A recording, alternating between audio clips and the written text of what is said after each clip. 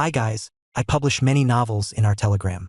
Each novel has its own exclusive Telegram channel packed with all chapters in high-quality audio. Plus, if the novel is ongoing, you'll get all future updates and releases automatically, no extra cost, no monthly payment.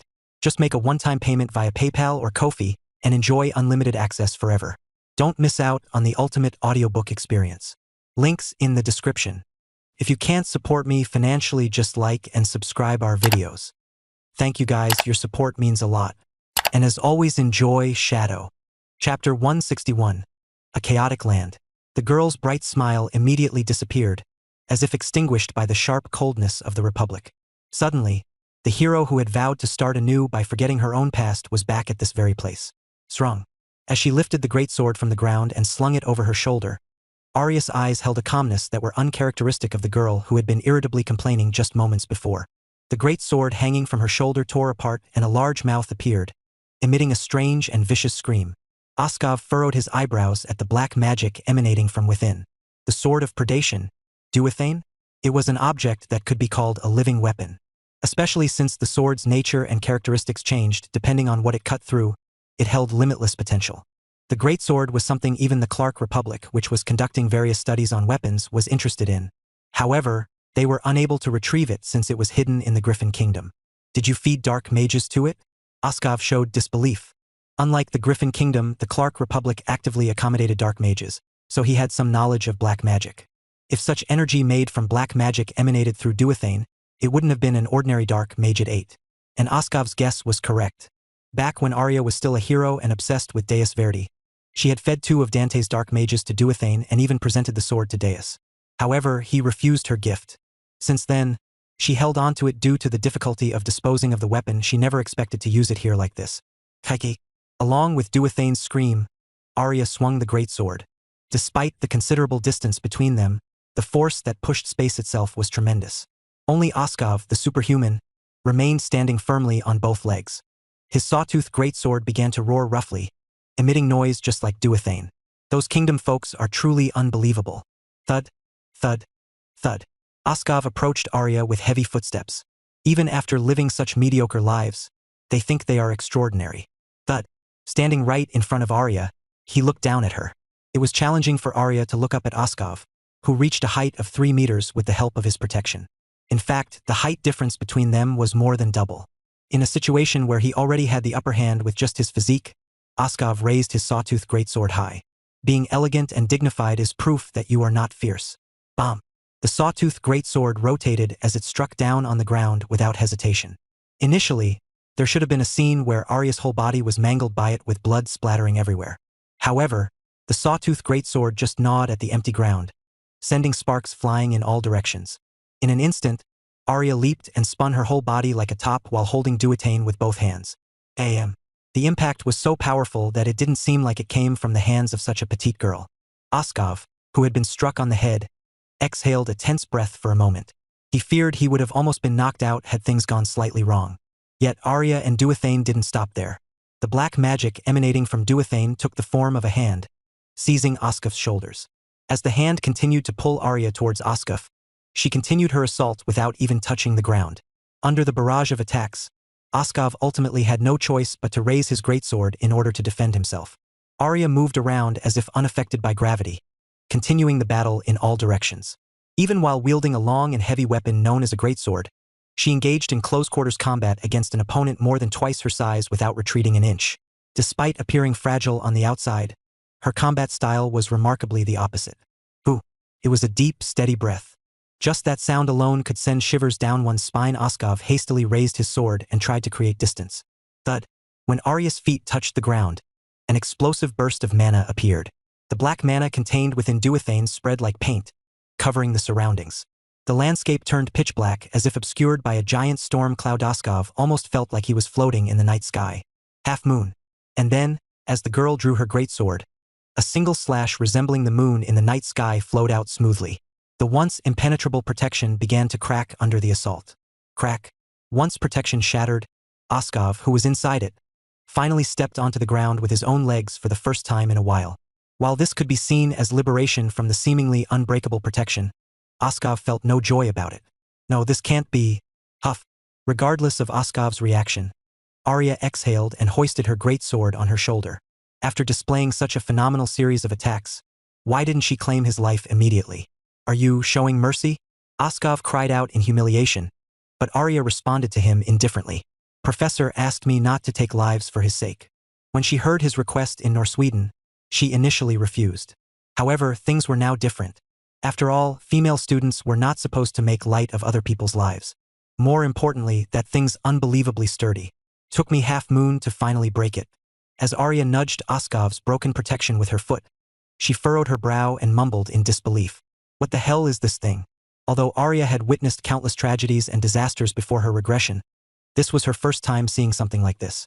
Unlike what its sturdy exterior showed, the protection's interior writhed like hundreds of parasitic bugs seeking its next owner. It was a grotesque sight that could momentarily induce nausea. Did Oskov, who was wearing such a thing, know about this detail? Despite her suspicion, Arya kept her distance from it. She turned her head to check on Findinay, who was leaning against the kid's zone gate and breathing heavily. The extermination units seemed to have lost their determination to continue after witnessing Oskov's defeat. Ing. A buzzing sound echoed, which everyone had heard at least once during midsummer. A mosquito? As Arya frowned and looked around, she found that the area was suddenly swarming with flying insects. Looking at the gathering insects, Arya instinctively understood. The owner of these insects must be the creator of the abomination known as protection, which should not exist in this world. The insects crawling on the ground and flying in the sky soon coalesced into a human form. Then, as the insects dispersed, a hunched figure appeared in their place. If Oskov was twice Arya's size, this man was the opposite. Despite appearing much shorter than Arya due to his hunched posture, he would likely stand at least 180 centimeters tall if he straightened himself. While holding a staff, the old man greeted Arya with an air of interest. "What is your name, maiden? Do not sexually harass me." "Hee, that wasn't my intention, but if you take it that way, it's fine." The old man seemed pleased by Arya's response. He chuckled as he introduced himself while placing his hand over his chest. "I am Philai, the father of that girl, Findinay, who is behind you." "What?" Arya momentarily looked surprised and glanced behind her. Having heard the conversation, Findinay mustered all her strength to raise a middle finger. "Stop talking bullshit, you moron." Upon hearing her firm tone, the old man, who introduced himself as Philai, let out a laugh. "Still got you fooled. Huh? Wasn't that entertaining? It was amusing for a moment, right? Haha. That's what we call a sense of humor. You crazy bastard." As Findinay, who became the target of the joke, gritted her teeth and retorted with disgust, the old man wiped away his tears of joy and responded. He, Embarktos Nikolai, the executive director of Clark Republic's Weapon Development Department. I'm also affiliated with Dante, the same organization as the Dark Mages your greatsword devoured. You're a Dark Mage affiliated with Dante? Right. As a side job, of course. Even though he nodded, Barktos approached the protection that broke into half and looked at it. So you're able to break Oskov's special protection. You're quite impressive. Thanks to you, I've obtained valuable research material. What should we do? Arya gripped her greatsword once again and adjusted her stance. It seems there won't be time for you to make use of that valuable research material. You'll be the third Dante Dark Mage devoured by this greatsword. Haha. Is Duathane a gift for me, too? It seems like I'm getting a bundle of presents today. The feeling of discomfort was immeasurable even though it didn't feel like that when they had this conversation. The old man known as Barktos was unpleasant and repulsive to others, and yet he possessed enough strength to live that way. He's no ordinary man. Even Arya, who had hunted 2 of Dante's dark mages at the same time, couldn't help but acknowledge Barktos' strength. It's time. Barktos raised his head as if he had been waiting for something.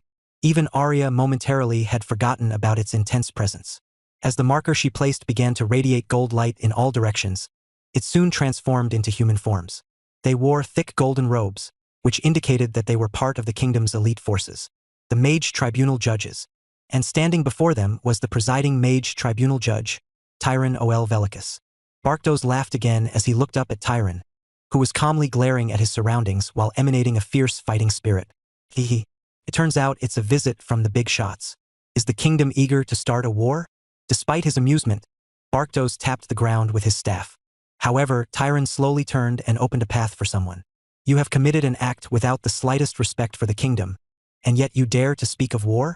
Then, a blonde girl who wore a dress that didn't suit the detention center, donned with a sword strapped to her waist that also didn't suit the dress she was wearing, appeared. Hey, hunchback. You're so disgusting, so don't open your mouth. am afraid it'll accidentally unleash Norsweden's wrath upon you. Upon the arrival of Eleanor Leden Griffin, the princess of the Griffin Kingdom, even Barktos widened his eyes, smiling without letting out a sound of laughter. Oh, I can't believe this. A princess has come to such a dangerous place. Here is a place where no one would find strange if someone were to die due to an accident. Ing. An insect attempted to naturally land on Princess Eleanor's fair skin. However, it burned out, blocked by Tyron's mana barrier, who was standing beside her. The golden robes of the mage tribunal judges fluttered in the air. It was a weapon that could be called the counter to all magic, and because of its defensive power, even Deus found it troublesome to face Tyron. When Barktos showed deep interest in the mage tribunal judge's robes, it signified a moment of carelessness. Tyron. At Eleanor's cold remark, Tyron, a presiding mage tribunal judge, channeled power throughout his body, grasping his staff like a spear as he advanced. Before Barktos knew it, Tyron had rushed to his side. Looking up at him, the old man burst into laughter. Tyron's staff stuck precisely at Barktos' hunched back. Krayakak. Barktos' hunched back straightened and he collapsed onto the ground like a worm. Tyron's mana created intense pressure, completely crushing him. Director. Even though he wanted to react, Oskov couldn't respond because he had already lost his protection. The other members of the extermination unit were no different. They couldn't even move properly in front of Tyron's overwhelming magic. Barktos ended up like a crushed centipede that was trampled on hollowed ground. Haha, are you really going to wage war? Before anyone realized it, Barktos was suddenly laughing right next to Oskov. Tyron, startled, checked the corpse he had killed, but it quickly disintegrated into hundreds of insects and vanished. Princess, do you know the situation you're in right now? You've walked right into enemy territory. Do you realize how valuable your body is? Barktos chortled as he licked his lips, reaching his nose with his tongue. Eleanor responded with a sneer. How foolish. Huh? I only pretended not to see it until now, but it seems like you think I truly didn't realize anything. The warp marker set by Arya trembled. A golden beam once again descended from the sky to the ground. This time, there wasn't a large-scale mana that led a huge army. Only one figure was contained within the golden light. Are you aware of the weight of the blood you've shed? Ha!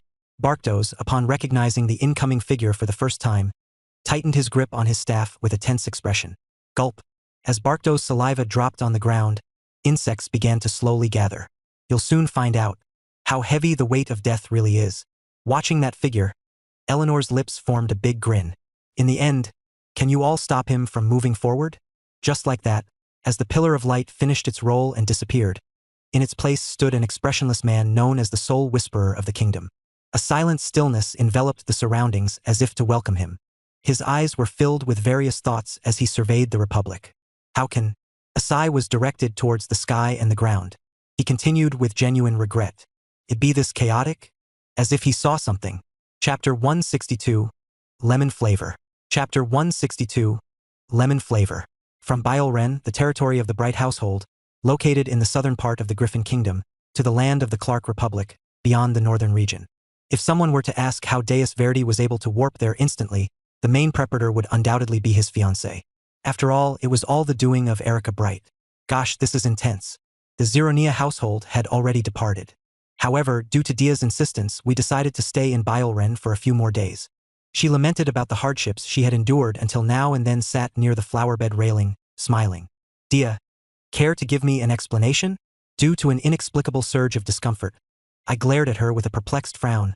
However, Dia immediately deflected responsibility with an exaggerated gesture of her chin.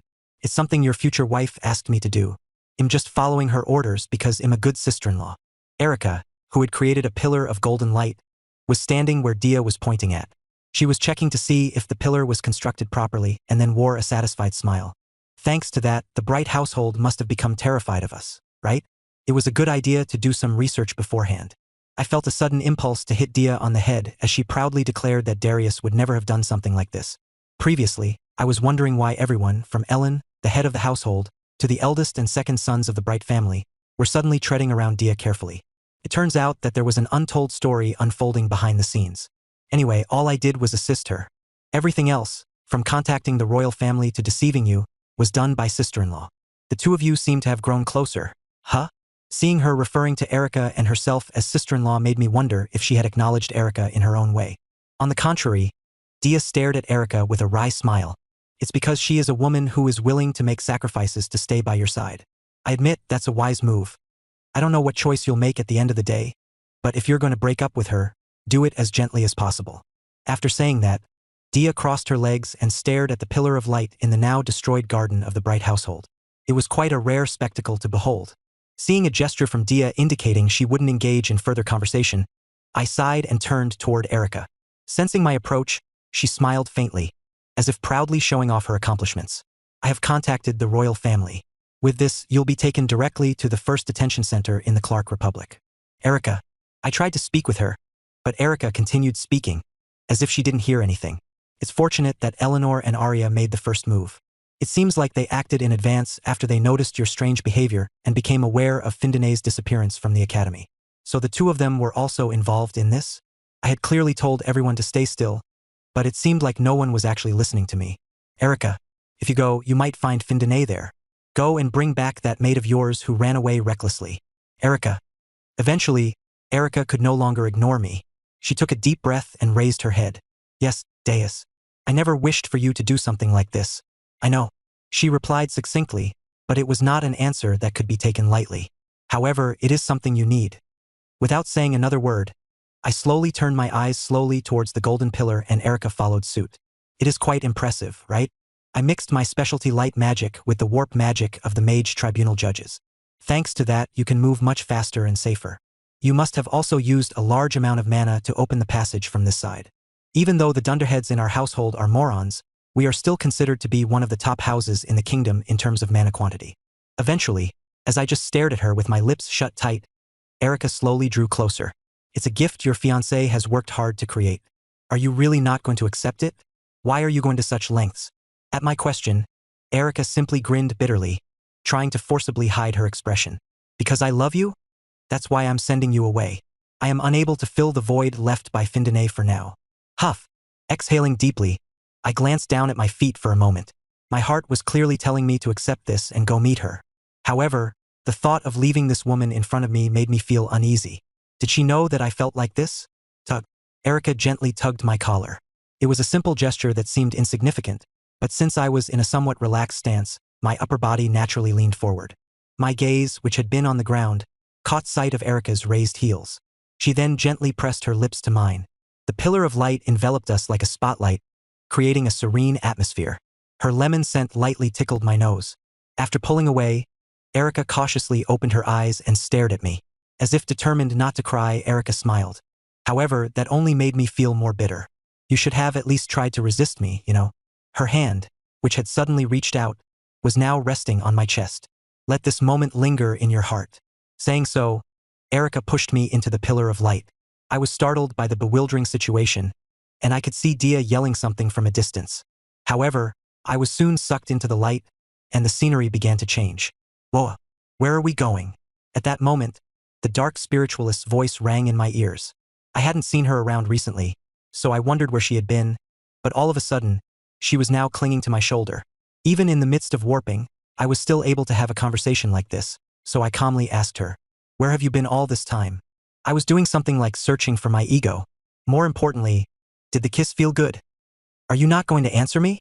You should have not asked me if you already knew that." "Tisk. I've never tried it when I was still alive," the dark spiritualist grumbled as she leaned closer to me to avoid falling away. "However, there was one thing that bothered me. When you were still alive, did that mean she tried doing it after her death?" The dark spiritualist immediately puffed out her cheeks and shut her mouth. It felt like I had just received some annoying information when, "Kierg, save me. I'm sorry. I'm sorry. I'm sorry. This is hell. This place is hell. Dictator. I curse you. Dictator. I curse you." We somehow arrived in the Republic. As if welcoming us, the cries of regretful souls greeted us fiercely. The coldness of the Republic, the mage tribunal judges surrounding the area, Eleanor, and even Arya, who was hiding behind Tyranone of them, caught my eye.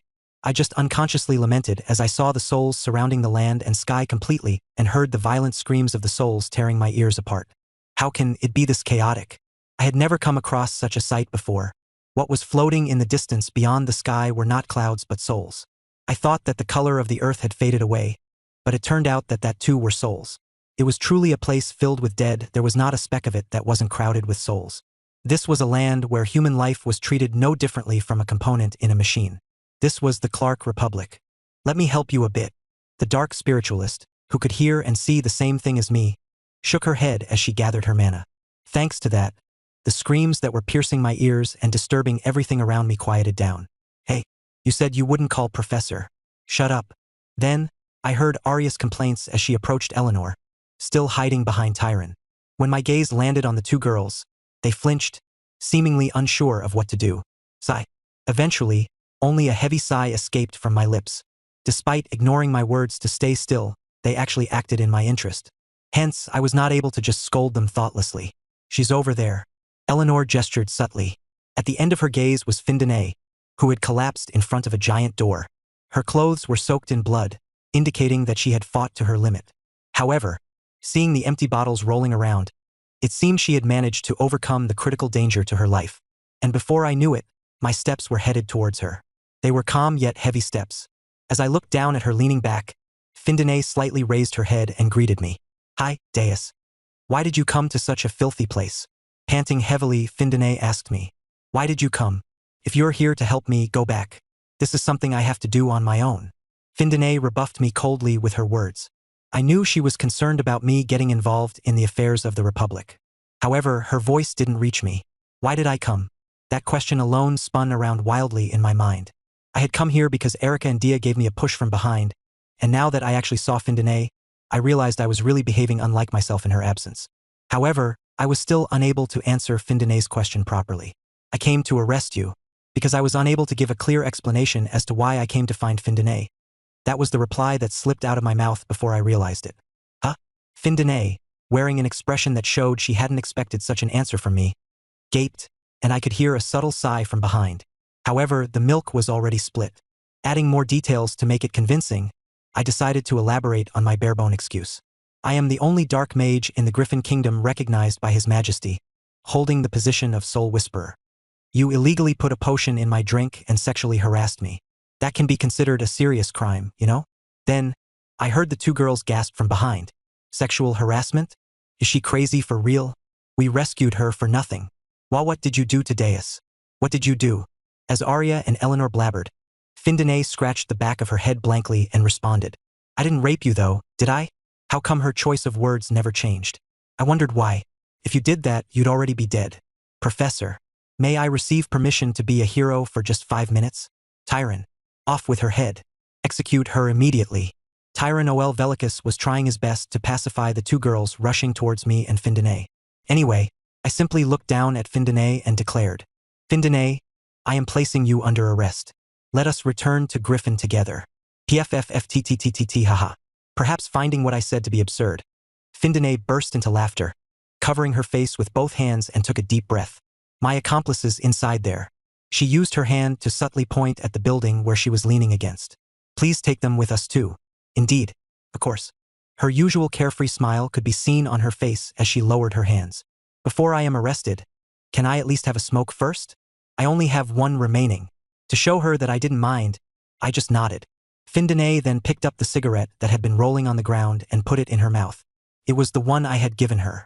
She groaned with pain as she got up, then slightly stuck out her head. Fire. Despite feeling annoyed by her blatant demand, I ended up conjuring fire at my fingertips and lit the end of the cigarette. Puff. Findinay, who spewed out thick smoke, seemed to feel strange about something for a moment. She opened and closed her mouth a few times before she resumed smoking the cigarette. Is there any problem? Feeling something was strange, Findinay scratched her head. She nodded at my question and threw the cigarette to the ground. Turned bad. Clearly seemed that she liked it when it tasted good. While I pondered over her remark, the smoke and scent from the cigarette suddenly filled my mouth, and I could sense a tongue, like that of a beast, exploring my mouth. Findinay, with her arms around my neck, rushed at me and was now exploring my lips. The screams coming from Arya and Eleanor behind me sounded nothing like that of a human. Puha. Although she had already pulled her lips away, Findinay smirked and spoke while still clinging to my neck from behind. Yeah, this is what I've been craving the most. Findinay, smiling brighter than ever, was now right in front of me. But unlike last time, why does it taste like lemons this time? Chapter 163, Reason Why She Like It There. Chapter 163, Reason Why She Like It There. Did you eat a lemon? I do not have time for small talk. As I turned around and left Findine behind, a subtle voice could be heard from behind. Why do I feel like you're avoiding the question? You're caught. The dark spiritualist, who had finally appeared again, looked upset beside me, but I ignored her and pretended not to hear, and approached the direction of the older man who seemed to be a dark mage and part of an extermination unit. However, before that, Arya and Eleanor rushed to my side. Professor. It's a coincidence to see you here. I came here to sightsee. Really? In one of the Republic's detention centers? Do you think Deus will fall for that lie? Arya looked anxious because she ignored my advice to just enjoy her winter vacation as a student. When Eleanor rebuked from the side, they immediately started bickering. As I gazed at them blankly, both of them naturally turned their heads to meet my eyes. Despite constantly opposing each other, they gave me the feeling that their relationship was actually better than it appeared. But, perhaps because of that, I gently placed my hand on the heads of these anxious, petite girls. Both of them gasped and stared at me with a blank expression. It was because a smile, which didn't come to my face easily, had smoothly appeared today. Surely a change had come to me as a person as well, and these two must have contributed to it. Thank you, Professor. Deus. I couldn't stroke the top of their heads for long. The enemies who were waiting behind us seemed to have reached the limits of their patience. From now on, watch and trust me. Upon my words, the two girls immediately nodded, trying to hide their flushed cheeks. As I slowly withdrew my hand, the sound of insects incessantly flying near my ears was bothering me. So I stared at the culprit. An old man with a hunchback, holding a staff, was smiling viciously like a snake while staring at us. Hee, the esteemed soul whisperer has arrived. Rather than being right here, you should go to the cemetery. Shut up. Pow. I wielded my mana and materialized the soul who was hanging on his back, giving it a physical form with magic. The soul immediately thrust itself towards the old man. However, the old man had already turned into an insect and appeared in another place. The old man was genuinely surprised and speechless. Arya, who was standing behind me, subtly notified me of the old man's identity. He introduced himself as Barktos Nikolai, a dark mage affiliated with Dante. It seems that he can manipulate insects. Dante? He was someone I had never seen nor heard of before. Arya also nodded in agreement. I also have never seen that man while I was conquering Dante. He mentioned it was only a side job. I don't think he ever intervened when I destroyed Dante in my previous life. A dark mage affiliated with Dante and we didn't know about him? Moreover, he possessed a very rare magic capable of manipulating insects, and had also received support from the Clark Republic. Not only that, he is similar to a cadavermancer. Just like how cadavermancers hid their bodies while manipulating corpses, he also pretended to be present here by using his own insects, but it was not his true body. No matter how many times I killed him, that old man would probably continue reappearing forever. Strictly speaking, it meant that I didn't kill the old man, but just all the insects nearby. Barktos chuckled, his hand holding the staff trembling slightly. That performance you showed in Mariah's Great Forest was quite impressive. Well, can you reveal that explosive killing intent again? You probably have taken Dante's dark mage's souls too, right? Let's see. Shaman of the Mariah's tribe, Monstermancer Dina. Who else? Hee. How about trying to take this old man's soul as well? Wouldn't it have some value? You'll become a necromancer who handles the souls of a monstermancer and an entomancer at the same time. You might even surpass Dante's leader. Watching Barktos laugh, I sighed, feeling tired, and made a comment. You do not have to be scared. I will not let you go just because you are provoking me. Hehe. Feeling absurd, Barktos irritatedly tapped the ground several times while beads of sweat formed on his forehead. It seemed like he was trying to buy time, thinking there might be some other way. Eric. Is this my chance? My chance to get revenge on this land. Deawit, a detention center. It's a cursed building that has become my grave. The screams of the souls were now audible to ordinary people. And as always, I did not control them. If he expected a battle like the one in Mariah's Great Forest where I abandoned my principles, then I'm sorry. The grudges of the dead were so deep and strong towards the Republic that I didn't need to intervene at all. Gulp. I could tell from the sound of Barktos swallowing saliva, which was so loud that I could hear it from where I was. He was tense. As if predicting the impending disaster through their extrasensory perception, the insects started to move tumultuously. Dark spiritualist. It was somewhat out of the blue for Barktos to mention her name. However, by now, everyone in Dante already knew about the dark spiritualist since I revealed her presence when I faced the Monstermancer Dina. While you are going around and bringing her with you, do you know what kind of woman the dark spiritualist was? At his words, I glanced at the dark spiritualist who was next to me. She glared at Barktos as if she was ready to tear him apart at any moment. There's no other necromancer who was as steeped in madness as that woman. So, you learned necromancy from a woman who is the complete opposite of your principles. Dante, you say? Regardless, our final goal is still to save the continent. Well, personally, I only joined them since it seemed interesting. Once again, he smiled like a viper. Barktos judged that he had regained control of the conversation through this dialogue. You said you're going to punish us? Can't you see the robe of the woman you call your teacher? It is stained with blood. Don't you also hear the screams of souls around her? I slowly turned to look at the dark spiritualist. She was clutching her fists tightly without saying a word, trembling. She purposefully refused to look back at me, which was evident from the tension in her stiff neck. All right. I calmly nodded and reached out my hand towards Barktos. I have heard enough. The souls which were appearing from all directions turned into blue flames, beginning to gnaw at him. Your argument is not as convincing as her silence. The dark spiritualist widened her eyes and turned to look at me because of what I said, but I was already walking forward. In response, Tyron Oel Velicus, who seemed to want to protect me, also stepped forward. Tyron, I entrust you with escorting the princess, my student, and the sinners. After I refused his unnecessary action, he wore a worried look. Even if it's you, it is still a dangerous situation to be in.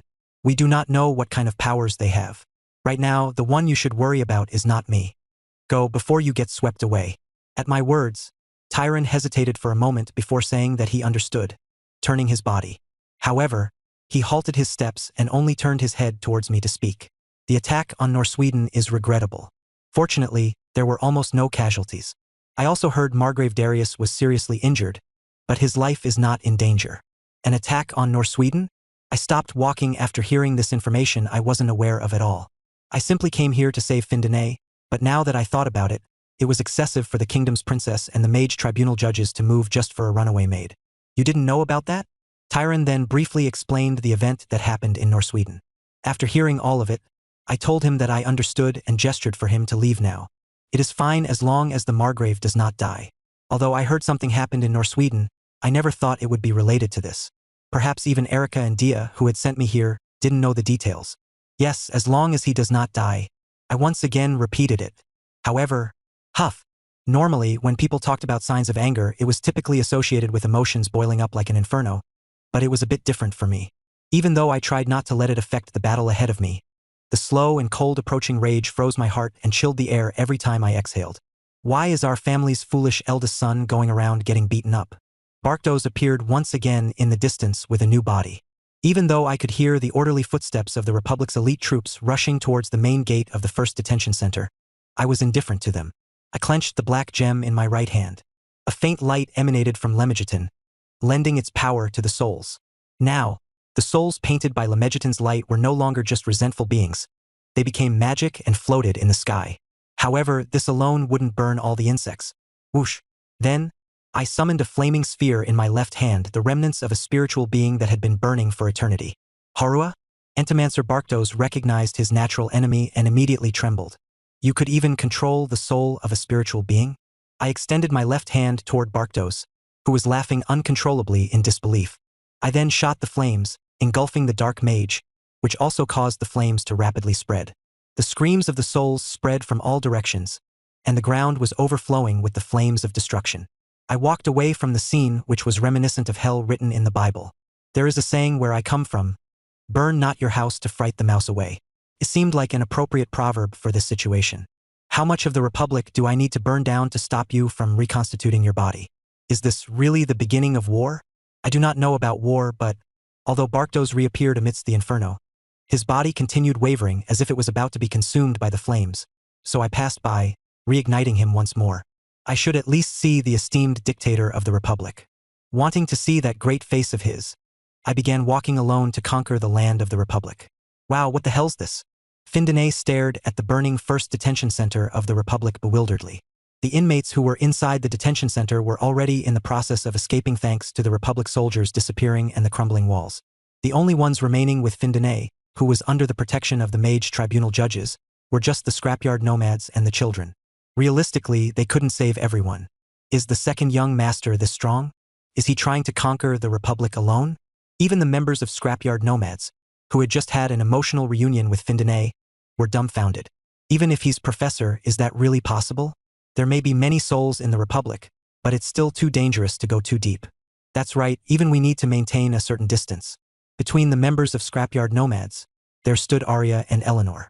Though they had said this, they, too, were gaping in awe at Deus, who led the inferno that not even hundreds of souls and allies could approach. Despite such two people being with them, Findine, who was staring at Deus back from a distance, naturally looked up at the sky. Findine suddenly burst into uncontrollable laughter as she realized something. Upon seeing this, Arya and Eleanor absent-mindedly blinked for a moment, and as if something had just reminded them, they immediately rushed forward. Hey, you. Both of them wanted to say something, but they couldn't find the right words, so they just stared at Findine while standing at a close distance from each other. How was it? Was it good? The two people were curious about Findine's experience just now because they were unfamiliar with this topic.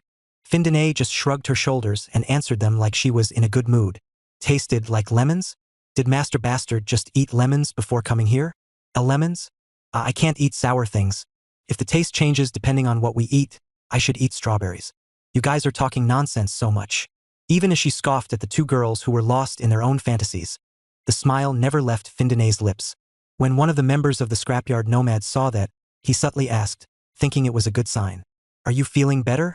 Huh? Oh, I just felt like I said something wrong. Huh? I mean, to Muse. Muse was the matron of the orphanage and her friend. Although she must have closed her eyes and entered into eternal rest now, the memory of telling her something wrong still crossed Findine's mind. I told her that everything about Griffin was good. The sun, the wind, the clouds, the grass. But weren't they really good? Findine patted the head of the member who couldn't follow the conversation and smiled brightly. No, I thought everything was good because of Griffin. However, it wasn't. The sun in the Republic also felt nice. She liked the rough wind blowing right now, and she found the clouds floating with souls amicable. She even liked looking at the grass now, which were nothing but weeds. I was mistaken. Findine still stared at the back of Deus Verdi in the distance. It was because of you. That was why everything felt good. It was because of him, her fucking lovely Master Bastard. Haha, this is insane. She couldn't stop laughing as this feeling kept coming. Chapter 164. The Dictator. Chapter 164. The Dictator. A natural disaster. The current Deus Verdi was truly worthy of being called a natural disaster. The only difference was that he was only striking his enemies with clear precision. He used Horua's flames to guide the souls and ensure they wouldn't harm innocent civilians. Of course, this was just a stopgap measure in case of emergency, but most of the ghosts were simply pouring out their attacks towards the soldiers of the Republic who had made them like this. Extermination units, assemble and advance. The enemy is a mage. It's over if he gets close. Snipers, take your positions. Open fire on my signal. Research Director Barktos let out a hollow laugh as he watched the soldiers move in an orderly fashion. After the first detention center had disappeared from the map, Deus Verdi continued advancing towards the heart of the Republic. In just a few hours, the second and third detention centers, along with an entire brigade, had also disappeared. It's really ridiculous. Barktos had no intention of doing anything. All he did was share his sight with the other members of Dante. Some of the aggressive members of Dante were urging Barktos to fight, but he remained indifferent. Wasn't it laughable? How can humans prevent disasters? Chuckling and shaking his head, Barktos was left speechless as he felt the searing heat of the inferno rising from beyond the horizon. How can he wield Horua's power to such an extent? It was beyond astounding. It was simply marvelous. Of course, it was not even half the firepower compared to when he was still the guardian deity of the Marias Great Forest. Still, Horua was now a soul and a human was controlling him. Perhaps because, in the end, even Horua is just a soul. Barktos could only agree with the judgment of the solemn voice echoing in his mind. Right? Indeed. Is it because you both are necromancers? The man who was called a necromancer did not respond, and this reaction piqued Barktos' curiosity. Once again, he posed a question. As someone who created an organization called Dante to save the world, what are your thoughts? There's no doubt an enviable talent. HM? It seems like regardless of his talent, you believe that you're not inferior to him, huh? Surely. After all, he cannot be called a necromancer. It was a firm declaration. Despite witnessing the current scene, his voice did not waver, nor were there signs of hesitation. Barktos subtly sounded him out with another statement. Indeed, for Harold Hazard, who committed a massacre, this must be like a drop in the ocean. A brief moment of silence ensued. Without expressing any emotions, the man smoothly changed the subject. It would be more challenging to deal with that dark spiritualist woman. Even if they are overpowering, his skills are still too mild to say that she is the one who is guiding him, right? Even though he didn't reply, it was still as good as a positive response. Barktos simply sighed regretfully as he stroked his chin. My compatibility with him is poor due to the existence of Horua. So, he'll just sit back and watch for now, but I will still keep an eye to see how far Deus Verdi can go. With that, their connection was severed, but they could still witness this scene through Barktos' eyes. Along with the soaring inferno like the rising sun, a tumultuous whirlwind of restless souls revealed itself. Even though he was far away, he still could feel the ominous gusts from his spot. It wasn't that Deus Verdi was just stirring up the whirlwind using the souls. The souls had gathered on their own, becoming a solitary disaster that was advancing to destroy the Republic. How did he obtain such talent? The situation was absurd, to the point of ridiculousness. Hazard might have claimed that he could kill Deus Verdi. However, he didn't say anything about being able to reproduce this scene. Just like how different chefs could produce different flavors using the same ingredients. This scene was something Hazard would never be able to create using his necromancy. As Barktos watched the whirlwind of the deceased, the warning of Princess Eleanor Ledin Griffin suddenly came to mind. The weight of death, was it? The huge stack of deaths accumulated by the Republic had collapsed just like that. He couldn't deny that more blood than the Republic could contain had been shed on its land. But what can we do? After all, we have a monster that feeds on blood. If that was truly the weight of death that would condemn the Republic, we're still far from it. Hee. Barktos tapped the ground with his staff and turned around. The soldiers surrounding him were expecting his assistance. However, it's already too late. The souls that had suddenly rushed towards Barktos enveloped him and exploded. And that wasn't all. The extermination units, who were supposed to charge at Deus Verdi, felt something squirming inside the protection they were wearing. Boom, boom, boom, boom. One after the other, explosions erupted from within the protective gear. While the protection itself remained intact, the members inside were charred black as they collapsed to the ground. It's because their souls. Barktos, who had reappeared, clicked his tongue in annoyance. Pardon? Oskov, who had already lost his protection and was now temporarily acting as the commander, asked Barktos. However, the old man suddenly burst into uncontrollable laughter upon hearing Oskov's question. No matter how invincible the protection may seem, it will have a gap somewhere. Those souls have slipped through that gap and have transformed into magic. Wait, but Deus Verdi is still far away. Indeed, that was true.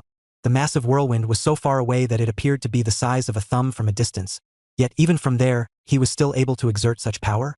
Well, what can we do? This is reality after all. As Barktos shrugged, Oskov fell into contemplation. In that case, what would happen if that whirlwind drew closer? As such fears arose within him, the radio transmitted the news of the snipers being killed as they were shot by the magic of the souls from a distance that was beyond the sniping range. Republic, this is hell. This place is truly hell. Dictator. Such a detestable enemy. What did we do wrong? I'm not a traitor. I told you. I'm not a traitor. The screams of souls running rampant amidst the army resounded. Unlike the Griffin Kingdom, the Clark Republic naturally had the means of defending themselves against black magic. They kept trying various methods, such as casting a giant protective barrier to block the black magic altogether, or creating white flames to prevent souls from approaching them recklessly, and so on. However, despite taking multiple measures, it was all futile. The weight of death looming over the Republic was truly immense. It was difficult to handle the overflow of souls. Is this the end of the castle we've built? While Oskov sought an answer with a dejected voice, Barktos, who was watching the scene with a smirk, erupted with boisterous laughter. Ha ha ha. Are you trying to make me laugh to death? Ha ha. Barktos, who had laughed the loudest today, chuckled as he fiercely tapped the ground with his staff. The insects bounced around in response to his laughter. Who? Us. Are you saying you and I helped build this republic? Wasn't it obvious? Oskov was a soldier. Furthermore, he was also one of the 3 superhumans in the Republic. Moreover, wasn't Barktos one of the main contributors that turned the Republic into a technological powerhouse? The protection used by the extermination units was a prime example of his masterpiece. However, Barktos was laughing so uncontrollably that he had to wipe away the tears forming in the corners of his eyes. From the very beginning, this republic was built by one person. What nonsense are you spouting? Pardon? No, perhaps not a person. Barktos simply shrugged. Wong. A rough sound echoed. Its speed was incomparable to the carriages of the Griffin Kingdom. As the vehicle was propelled forward by its internal magic engine, all the soldiers immediately stopped what they were doing, stood at attention and saluted. Barktos, who had a hunched back, only raised his hand. However, he could feel the presence behind the black window gazing at him. Here he comes. the only black vehicle in the Republic. It was a display of the Republic's technology, boasting of impenetrable strength against bullets and magic, and speed that was several times that of an ordinary carriage. The only being would take such a precious object and head toward the whirlwind. The master of the Republic has arrived. Without any hesitation, the owner of the land moved forward, towards the impending disaster. A killing intent pressed down on my skin. But what was important was that the killing intent wasn't focused solely on me. It would be more accurate to say that I was coincidentally struck by this killing intent. It was just there. Whoa. The faint white light beyond the whirlwind approached me. Then, a strange phenomenon began to unfold. The swirling souls that were venting their resentment began to flee in fear. I also realized early on that the emotion tingling my skin was fear. My hand was trembling. However, it wasn't my body that was trembling. The tremor originated from Lemigitin in my hand. The killing intent alone was already pushing away the whirlwind itself, and not even Horror's Inferno was able to stop it. By the time it had arrived before me, the thing accompanying the killing intent resembled a sedan I had seen back on Earth. The body of the vehicle was black and sleek, and it had 8 wheels. Though it was much larger, the appearance gave off the feeling of a luxurious sedan. I could feel a slight wavering in my heart on seeing it. Thud. The door opened, and the silhouette of a man appeared in the back seat. A plump belly, drawing circles like a balloon, and a wide silhouette although his head wasn't lowered. There were layers of chin fat, and his head was bald. No matter how nicely I tried to put it, he did not look like someone you would see in a normal lifetime. However, a nauseatingly vile energy seemed about to emanate. Residing within that man was something that was impossible to belong to humans. After pondering for a while, I came up with an answer. A dumbfounded laughter almost involuntarily flowed out of my mouth. The Clark Republic was a place that barely appeared even in the game. Retry. So, information about the dictator was extremely scarce. Or one could say it was almost non-existent. The sole whisperer Deus Verdi. Megan, the president of the Republic. Unlike his external appearance, his eyes were full of intelligence and wisdom. However, that didn't mean he looked good-natured. Rather, he was very evil. Meeting his gaze could induce a chilling sensation, as if one's heart were descending into corruption. It is quite surprising. I was now convinced. Could it be that the president is actually a demon lord? Even when my words hit the bull's eye, Megan showed no change in expression. Almost as if he was saying, so what? Can we stop here? You've already destroyed 3 out of 5 detention centers and crushed 1 brigade. Considering that we only attacked 1 territory of a Margrave, it's like we've gotten the raw deal. Although it seemed like he had no intention of negotiating, he still brought it up. Trying to sound him out, I replied, I am just relieving the grievances of the dead. However, his reaction was indeed violently aggressive. You're not leading this? You're just performing a memorial service? Then you will have no problem if I consume all of them, right? Slide. Megan raised his fat index finger and pointed towards the whirlwind. The souls at the end of the direction he was pointing at began fleeing in terror in an orderly manner. Gradually, the whirlwind lost its form, and even Horror's Inferno was unable to inflict any harm on him. If you've brought them to my table so enticingly, it'll be troublesome. I might end up eating all of them without realizing it. Table. The demon lord in front of me, described the Republic as a simple table. The guardian spirit of Marias' great forest, 2 dark mages from Dante, the great warrior, and, gulp, could the sound of saliva being swallowed be so chilling? Suddenly, it almost felt like his huge mouth and teeth were tearing into my nape. The Saintess of Starlight and the Demon Lord of Deformities. How tempting. It must be delicious. As if he could no longer hold himself back, Megan's upper body began to lean forward. In such a dangerously volatile situation, one that did not even allow me to relax in the slightest, the door of the sedan opened at the driver's side. Out came a woman. The woman was skinny and had emerald hair. She then presented a long box to Magana as if it contained a treasured sword. All right, it's not ripe yet. I must hold myself back. His gaze, full of anticipation, was boring into me. Megan swallowed his saliva as he broke the seal of the box and reached inside. What could be inside? The scene that unfolded was so shocking that all my concerns seemed laughable. It was an arm, a slender and fair one, a beautiful left arm. Megan kept licking it here and there, like a child with their favorite candy. As if it was unbelievably delicious, as if it was irresistibly tempting, and at the same time, my chest throbbed. Something like a scream erupted from within and violently overwhelmed my entire body. Only then did I realize who that arm belonged to. The one who had her eyes gouged out. The one who had her legs rot away. The one who had her left hand severed. Stella. As I unintentionally uttered her name, Megan's mouth stretched into a huge grin. The hand of the woman chosen by the gods is quite extraordinary, right? I was unable to even muster a sigh of disbelief. In the midst of inexplicable terror, my once chilled emotions suddenly became fiery. All right. With Lemegeton and Horua in each of my hands trembling simultaneously, I unconsciously began to forcefully exert all the mana inside my body. The spirits of the dead in the surroundings began to respond to me in that state, spewing hatred and forming a whirlwind once again. Tear him apart. The negotiation had collapsed. Chapter 165. Chapter 165. Demon Lord. Wong. The heavy pressure of wind rushed in from all directions, creating a ring and hindering external interference, like an arena enclosing me and Megan. It seemed to represent the current situation, where there was no room to retreat or even think about it. While my purpose coming here was to rescue Findene, the situation had now evolved beyond just Findene alone. This was because I launched a preemptive attack on the Clark Republic without any prior declaration of war. However, even though my head was getting heated, I had no intention of repeating the mistake I made in Mariah's Great Forest and using the innocent souls around me. After all, I also thought that ordinary souls would be unable to inflict any harm on that demon lord. So, I awakened the sleeping souls within me. Voxer, the great warrior of Mariah's Great Forest, who had a huge build even for an adult man. Sayong, Dante's shaman, who deceived him, and Horua. There was also Dina, Dante's Necromancer, whom I fought against in the land of artists, Claren. These were the three souls I controlled as a necromancer. They, who had turned into translucent forms, rushed straight towards Megan.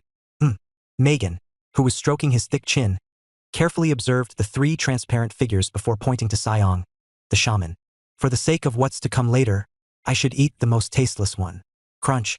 The ground cracked open, and something with black skin and red nails suddenly protruded, grabbing Sayong and presenting him to Megan. What happened next was too predictable. Having consumed Sayong as if he were slurping a drink, Megan rubbed his belly and subtly smiled. Still, being associated with Dante does make him quite a delicacy, doesn't it? While chuckling, he shook Stellis' left hand here and there, continuing to provoke me. I thought that if I recklessly used Voxer and Dina, they would also end up like that, so I planned to assist them with Horua's flames. However, gather the souls. Unlike usual, the dark spiritualist beside me spoke up, looking at Megan. After all, they're just prey to him. You can't defeat that creature with human souls. That's true. It was Megan who responded to the dark spiritualist's words. Just hearing him speak alone already seemed to make her uncomfortable, yet she continued to talk. Demons on top of that, a demon lord is simply like that. Fighting him with human souls would just be providing him with more food. Exactly. Especially Deus Verdi. You're a truly tempting man. If only you came here a few years later, I would have eaten you up right away. Megan muttered that he couldn't resist me while licking his lips. However, he immediately restrained his desire while licking Stellis' arm, which he was holding. Deus, listen to me carefully from now on. I unconsciously turned my head towards the dark spiritualist. She wasn't wearing her usual playful smile, but rather showed a bitter one. I'll handle him. I'm a soul as well as a necromancer, and I was the one who taught you magic. It is dangerous. That meant she would be fighting the demon lord from the closest possible place. I couldn't let the dark spiritualist take the lead against a creature that could consume souls. Deus, we can't win if we don't do this. Did you not just say that human souls are unable to harm that thing? When I pointed out that this differed from what she just said, the dark spiritualist shook her head. I'm not a regular human. I'm a necromancer, remember? She was someone who had reached this far in order to look beyond the limits of humanity, striving for the pinnacle of necromancy. She gently pointed to Lemegeton and asked me, let me borrow it for a moment. My hand, which was holding Lemegeton, tensed. I knew what would happen if I recklessly handed her this stone. I tried to refuse, but her mana, stronger than I expected, pressed my hand holding Lemegeton, swiftly snatching it away. The dark spiritualist, who now held Lemegeton, began infusing her mana into it. Her previously translucent body started to take on color. Despite my months of attempting to control the legendary stone, her skill clearly surpassed mine. No, it wasn't just a matter of skill. Lemegeton, it had fully accepted the dark spiritualist as its master. I thought I had already utilized all of Lemegeton's power, but that wasn't the case. Simply by holding it, she was showing me something beyond the limits I had reached. The answer to this came from Megan. Ha ha ha. What's this? So that's it. That's it. Ha ha ha. You carry the blood of the girl to whom Lyric gave the stone? Lemegeton. It was a gem given by a demon to a girl who had lost her mother, wishing to see her mother again. A descendant of that girl? I also found myself turning to look at her. However, the dark spiritualist had already begun to utilize Lemegeton without saying anything. Deus, there is a line you should not cross while living in this world. It was a voice that conveyed a sense of distance. It carried the hope that I would never come to where she stood. You showed me a path to the truth I couldn't reach. That's why. This too was a first. In the corners of the dark spiritualist's eyes, faint tears reflected many regrets. Please stay as you are. Since you are human, please continue to regard humans as valuable. Dark spiritualist, you should become a different person than me. KRRRRA. RRRGHHH. Screams. All the souls swirling around were screaming in agony. And the woman right before me was the one who caused suffering to all of these souls. It was the dark spiritualist. No matter how many human souls you gather, it's not very interesting. Megan scratched his chin with his thick fingers. But as he did, the dark spiritualist, who was gradually rising into the sky, reached out her hand towards him. I have never treated souls as human, not even for a single moment. Huh? They are merely my magic and tools. The screams of souls echoed and spread in all directions as they were forcibly thrust down like meteors, ensnared by the dark spiritualist's mana. Upon this, Megan reacted by widely opening his mouth, stretching it like rubber with his chin reaching the ground. Oh! Megan inhaled deeply, generating a suction force strong enough to pull even someone as far away as me towards him. Without any hint of hesitation, the dark spiritualist continued to pour souls into his mouth.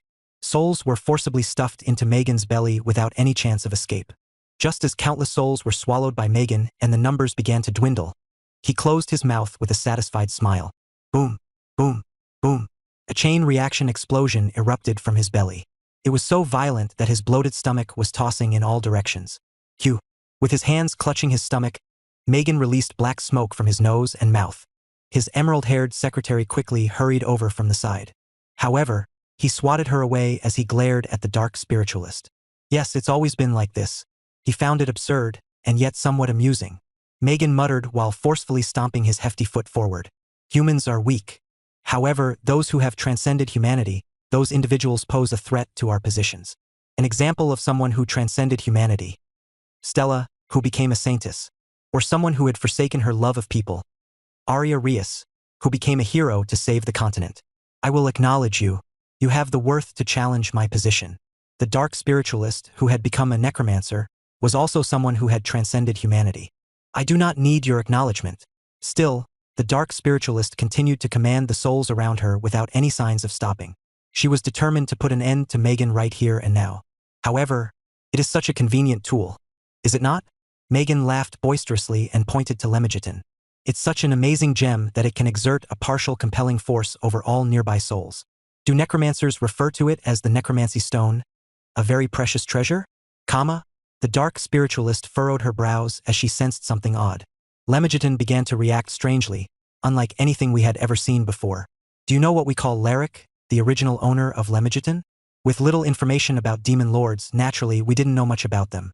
Seeing us like that, Megan chortled as if handing down a death sentence. The demon lord of deception. I was already moving my legs forward. Lemegeton had transformed into a massive gaping hole, seeking to absorb the dark spiritualist. She, too, lamented after she realized that she had been deceived. Where did the girl who received the stone from Larrick go? Did she really meet her mother? Kick. The sound of the demon's laughter resonated, spreading far and wide. At the same time, the souls who felt fear ran away, dispersing in all directions. Suddenly, the whirlpool disappeared, leaving only the gray sky in its place. The dark spiritualist, who was gradually being absorbed by Lemegeton, slowly turned her head towards me. She looked at me tearfully, unable to muster an apology and bidding a farewell with her pitiful eyes.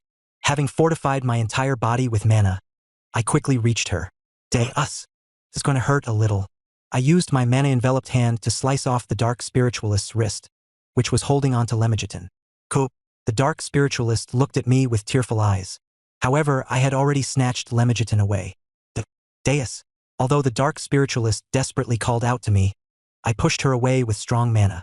The sight of Lemegeton in my right hand that was sucking away at my soul and body reminded me of a black hole. In a situation where any loss of focus or strength would seem to result in me being pulled in, there was a sudden unexpected sound. It was Megan. Megan, the demon lord, was known for gluttony and greed. He regarded the Republic itself as nothing more than a giant dining table of his. And this kind of demon had been licking his lips while eyeing me. He had even murmured several times about how he would like me to mature more, just like wine. Right before his eyes at this very moment, the food he thought would be the most delicious was being stolen by another demon lord. There was no way Megan could bear it. What the hell are you doing? Megan rushed forward, causing the ground to tremble. For the first time today, there was urgency in his eyes. Despite having a fat body, he moved forward at a speed that couldn't be followed with ordinary eyes. Megan created long nails, aiming to cut off my arm holding Lemegeton, and urgently swung it. However, I was already pushing my hand, which was holding Lemegeton, into his mouth. Whoop. Megan made a euphoric expression as if he had just tasted something truly sweet. His thick tongue couldn't resist the temptation as he licked my arm in his mouth. And then crunch. As Megan's gruesome teeth severed my arm, Lemegeton caused a massive explosion inside his stomach. Eek. A sound of someone's gasping breath could be heard. Megan heaved as if he had just exercised again after a long time. His breathing was rough, almost as if it would soon be cut off. To avoid being sucked into the trap called Lemegeton, Megan exerted all his strength. When the two demon lords' full strength clashed, it resulted in a massive explosion. Eek. Uyak. Megan was in a horrible state. His abdomen had a large hole pierced through it. Not only that, his lower body was also completely gone. It was a situation where an ordinary human would never have survived. But somehow, Megan managed to cling to life. Mr. President, don't make a big fuss for something as trivial as this. The woman with emerald green hair, who had been blown away by the explosion, hurriedly approached Megan. After shouting at her for being annoying, Megan felt hungry. He looked for Stella's left arm, which he had been holding. However, during the altercation, Deus Verdi had taken away Stella's arm as he was blown far away, holding it with his remaining hand, as if it were precious to him. Deus. Deus. The dark spiritualist called out his name in tears. However, Deus had collapsed and remained motionless. How dare you, to me? Megan felt like he wanted to immediately devour the man in one bite. However, no matter how much of a demon lord he was, with his lower body completely gone and a large hole near his heart, he had no way to move. And then, shall I fetch him for you?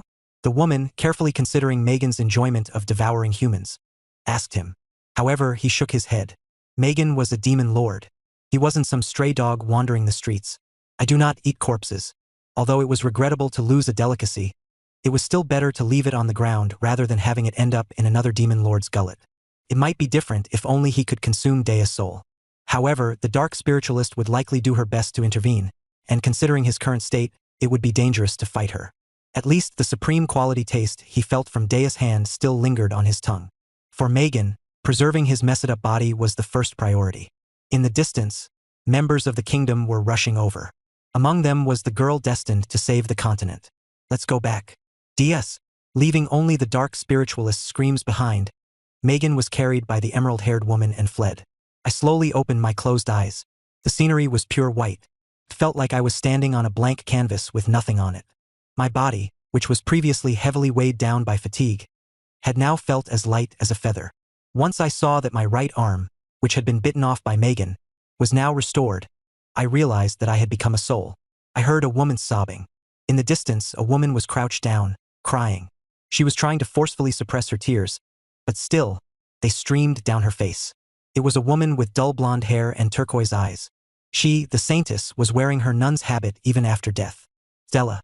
As I cautiously called her name, Stella turned her tear-streaked face and shouted at me. You fool.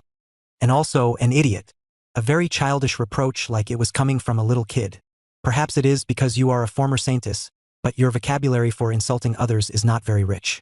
The moment she heard my words, two horns suddenly sprouted from Stella's forehead and her pupils began to change. And then, you fucking bastard. A very sharp curse echoed. Chapter 166. Chapter 166. Comfort. You fucking bastard. The hideous horns of a demon rose from her forehead. The gruff gift of gab and the rough intonation that changed in an instant. Is this Velika? The demon in charge of deformities.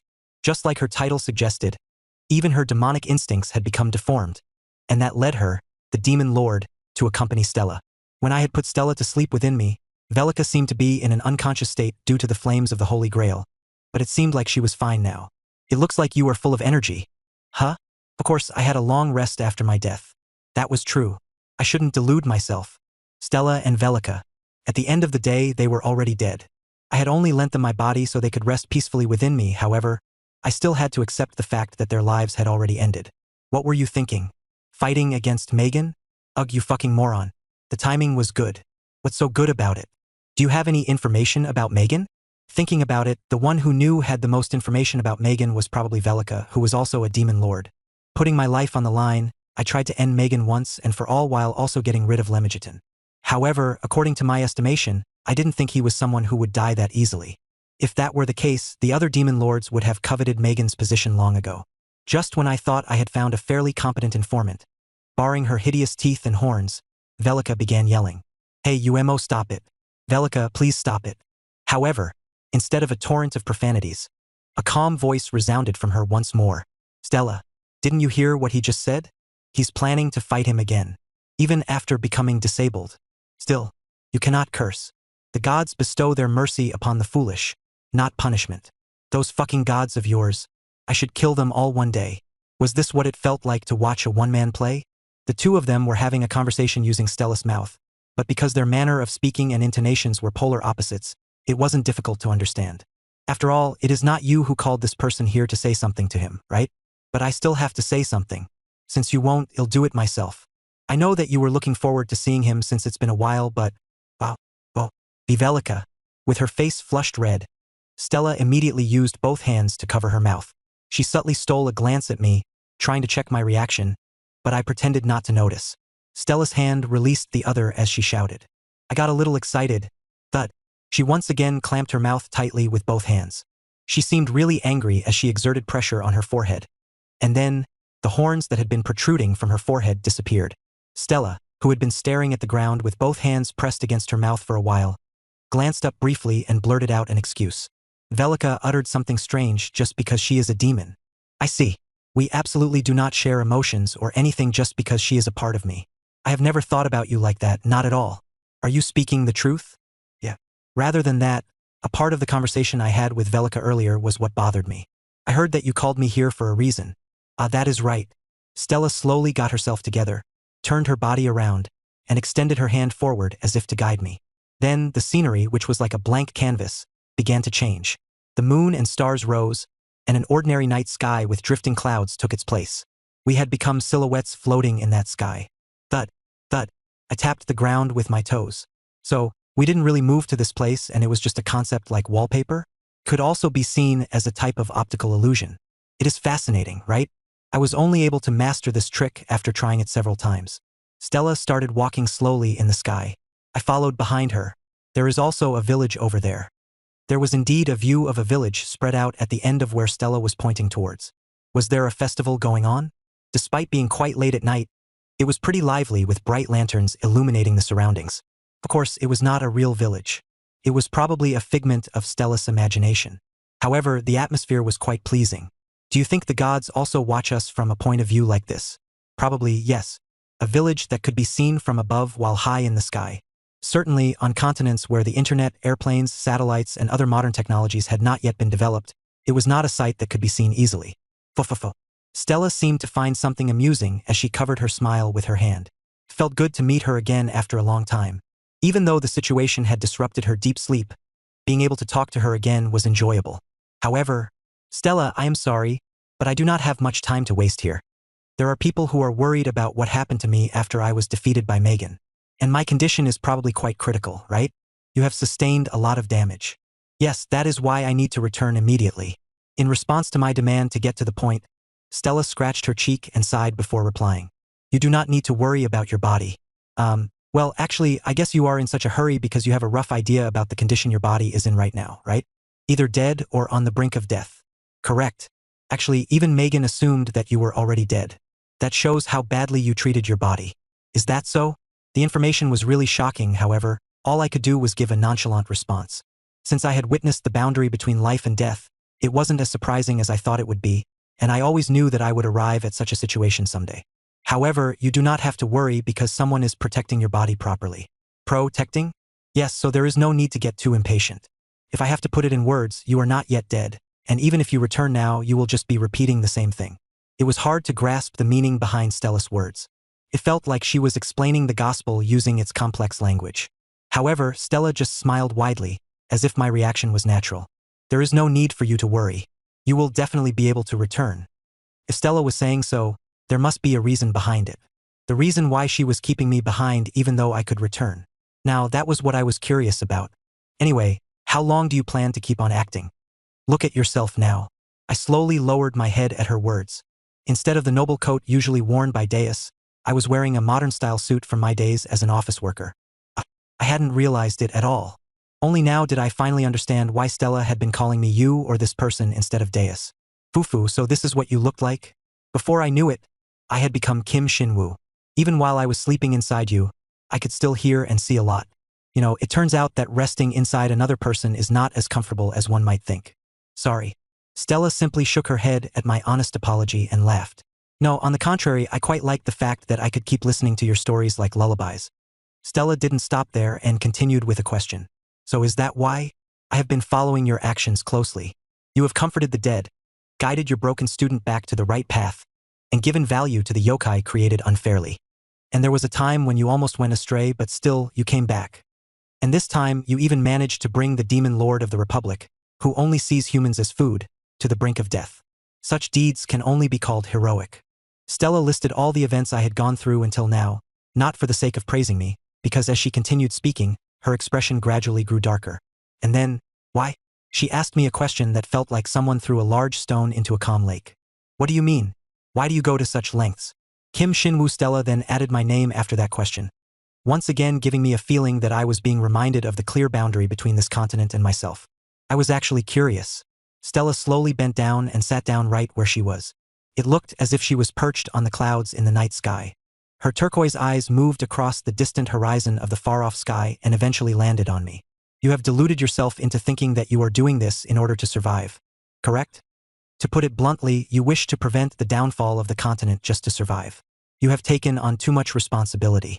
The statement wasn't incorrect, so I couldn't deny it. In fact, you, yourself, are not even overly concerned about your own death. Each of her words pierced deep into me, yet Stella formed a gentle smile on her lips.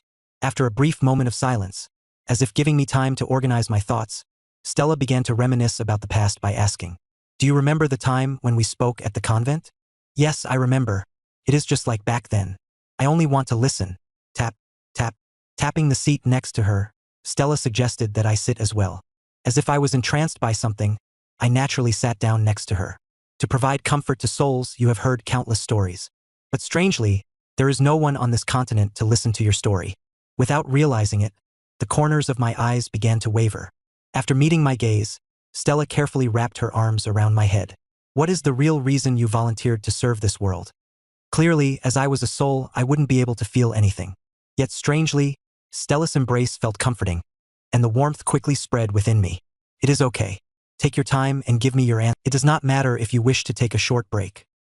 My body, tense from all her penetrating questions, gradually began to regain its stability. You have endured a lot, haven't you? As her warmth enveloped my entire being, and her whisper tickled my ear, I slowly closed my eyes.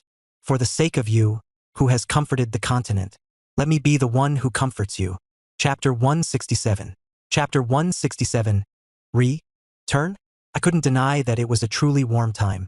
If I were to call this period, where I lost my physical body and became a soul, a dream, then the desire not to wake up would fill my heart. That was how sweet the time I spent with Stella was. It wasn't simply because having a conversation with her was enjoyable. It was because we understood each other, laid everything bare without secrets, and there were no worries. It was my first time being separated from this continent. It was the first time I managed to act, think, and speak solely as Kim Shinwoo. It is delightful. I couldn't help but agree with Stella's sunny smile because the time spent with her was indeed enjoyable. Your world is truly fascinating. Back when we spent time together at the Elia convent, we spoke about each other's lives. It was a time when we shared stories and listened, like one continuous narrative. But now it was a bit different. We started from serious concerns and moved on to trivial small talk. We shared thoughts, exchanged stories, and expressed various opinions. Velika also occasionally chimed in, adding spice to the conversation and making it even livelier. There is something I realized after meeting you. Stella slowly turned her head to look at the village below us. Although we had talked for a long time, the village still remained in a festive mood. It was as if only that part was being played on repeat. Therefore, I was unable to perceive the passage of time clearly. What is it? As she was about to answer my question, Stella slowly leaned against my shoulder. In the end, I was also human. When I lived my life as the Saintess, people found me noble and even shed tears for me, while the demons marveled at my transcendence beyond humanity. That was true. Indeed, there were occasions when Megan also made remarks acknowledging Stella. It was similar to Arya and the dark spiritualist, who turned away from humanity to become the hero and a necromancer. However, do you know what? Stella chuckled and carefully buried her face in my shoulder, as if whispering a secret. That was not transcendence. It was the opposite. The opposite, rather than transcending humanity, it was more like I was confining myself to the mold called Saintess. That was why she was unable to look or act like an ordinary human. She was unable to live an ordinary life like other people because she confined herself to the mold of a Saintess. It was what Stella was trying to tell me now. The moment I heard it, I also realized that it was the correct answer. Only after death did Stella obtain this realization. Kim Shin-woo, do not confine yourself. Do not restrict yourself as the soul whisperer.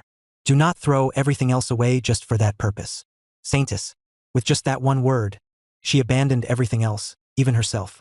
Both Arya Rias, the hero, and Dark Spiritualist, the Necromancer, were the same. However, Stella was advising me what they both hadn't realized. You are also an ordinary human, so you should not use the title Soul Whisperer to judge yourself. I see. Stella slowly lifted her face from my shoulder and calmly touched my cheek.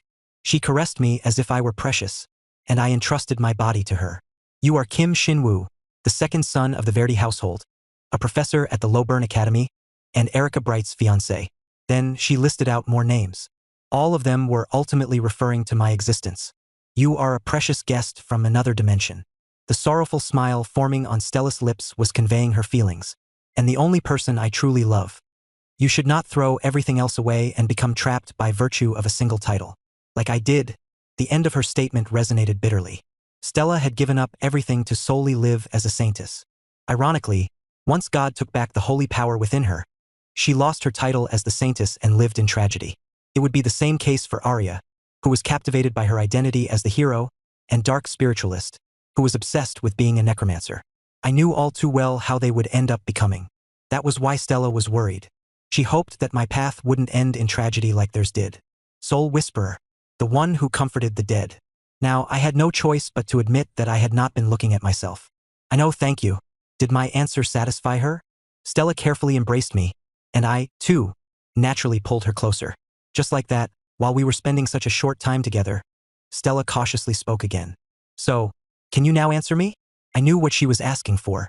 In the end, I realized I hadn't answered her first question yet. What is your reason for fighting for this continent? At that question, I briefly turned my gaze to the night sky. Then, I naturally lowered my gaze down below to look at the continent and the village within the land. Was it because I was looking at this scenery? I gave her an answer that I would never have given under normal circumstances, and it came out with a bright smile. The reason is because I am. There was a brief silence following the answer that was neither lengthy nor brief. Stella, who stared at me blankly, grabbed my shoulders and slowly made eye contact. Seeing her expression, which showed that she hadn't expected my response at all, made me feel like the answer I provided shocked and surprised her. However, Stella simply approached me as she was and kissed my lips. Her kiss didn't leave a lingering feeling like Erica's, nor was it as intense as Findanay's. After a kiss so brief that I doubted if it really happened, Stella brightly smiled and said, "How could I not love you?" It had already been a week since they visited the Clark Republic. The war of nerves between the Griffin Kingdom and the Clark Republic continued as diplomatic issues were escalating. From Griffin's perspective, they only responded to the surprise attack initiated by the Clark Republic. However, from the Clark Republic's perspective, the attack on Griffin was carried out by the Resistance, whom they also considered enemies.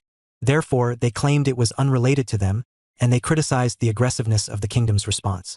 Additionally, they were taking a firm stance of blaming Griffin for allowing a single person to breach their defenses. In response to this, the protection worn by Doberman was presented as evidence. Nevertheless, the Republic still took a shameless attitude, saying they were definitely not involved. Other countries on the continent were closely watching the situation between these neighboring countries with great interest. No one could predict whether this confrontation would lead to a dramatic reconciliation, or perhaps reignite a large-scale war on the previously calm continent. Naturally, voices calling for accountability for incompetence emerged from the Verdi household, which was responsible for guarding the border. On the other hand, since the Verdi household had also decimated the Clark Republic, the situation became ambiguous. King Orpheus postponed everything, declaring that all matters would be clarified once the situation stabilized. He was actively preparing for a potential war with the Clark Republic. However, at the border region directly adjacent to Clark, Sweden was engulfed in a quiet stillness. Looking at Deus Verdi lying on the bed with his eyes closed, Dia felt a gloomy feeling digging into her heart. Despite being somewhat relieved because Darius Verdi had gotten up from his sickbed 2 days ago, Deus still showed no signs of waking up. Creak. At that moment, 2 women entered through the door. It was Findinay and Erica Bright. Both women approached Dia's side without a word. Findinay, dressed in her usual maid uniform, replaced the scented candle next to Deus with a fresh one. He still hasn't woken up. When Dia spoke gravely, Erica gently placed her hand on her shoulder and said, "It's okay, he'll wake up soon. It's been a week already." Owen heard from the dark spiritualist that Dea's soul hasn't departed or found eternal rest yet. Owen and Iluania, who were previously staying in Lobern, had joined them from there. According to Owen, who was the only one able to converse with the dark spiritualist, Dea's soul was still inside his body. During this period, the dark spiritualist had also consistently been by Dea's side. Unlike before, he's breathing and his pulse is steady. Findinay's words were correct. When they first brought Deus here, he wasn't breathing, so he might as well have been declared dead. However, a quiet breathing sound suddenly emerged at some point. It was something that could only be described as a miracle from God. Even though she had just finished smoking a cigarette before coming here, Findinay felt the desire to light another one rising again as she looked at Deus. So, she gazed out the window. Outside the mansion, Arya Rias was training with a fierce momentum as she swung her sword, determined to regain her old skills. Meanwhile, Eleanor, as the princess who had engaged in direct combat across the border of the Clark Republic, was currently required to be present in the royal palace. I had so many things I wanted to do once we met again. Turning away from the window, Findinay looked at Deus once more. She had thought it was their farewell, but it wasn't. The mere fact that he had come to find her filled Findinay with a happiness she had never felt before. However, now, she experienced even more sadness enveloping her entire being than when she faced her own death. She now realized that simply seeing the man in front of her lying with his eyes closed could already make her feel so anxious like this. In that moment of thought, the gazes of the 4 people in the room simultaneously turned to Deus. They could hear a low groan. Although none of them were speaking, they all precisely shared the same thought. Please. And as if in response to that thought, Deus, after being unconscious for the past week, slowly began to open his eyes. "Where am I?" he muttered with a cracked voice. Just that alone made the 4 realize that there was something wrong. "Ugh, my head. What is this? I'm sure Deus furrowed his brows and looked around. His expression contorted like he had tasted something bitter as he muttered to himself.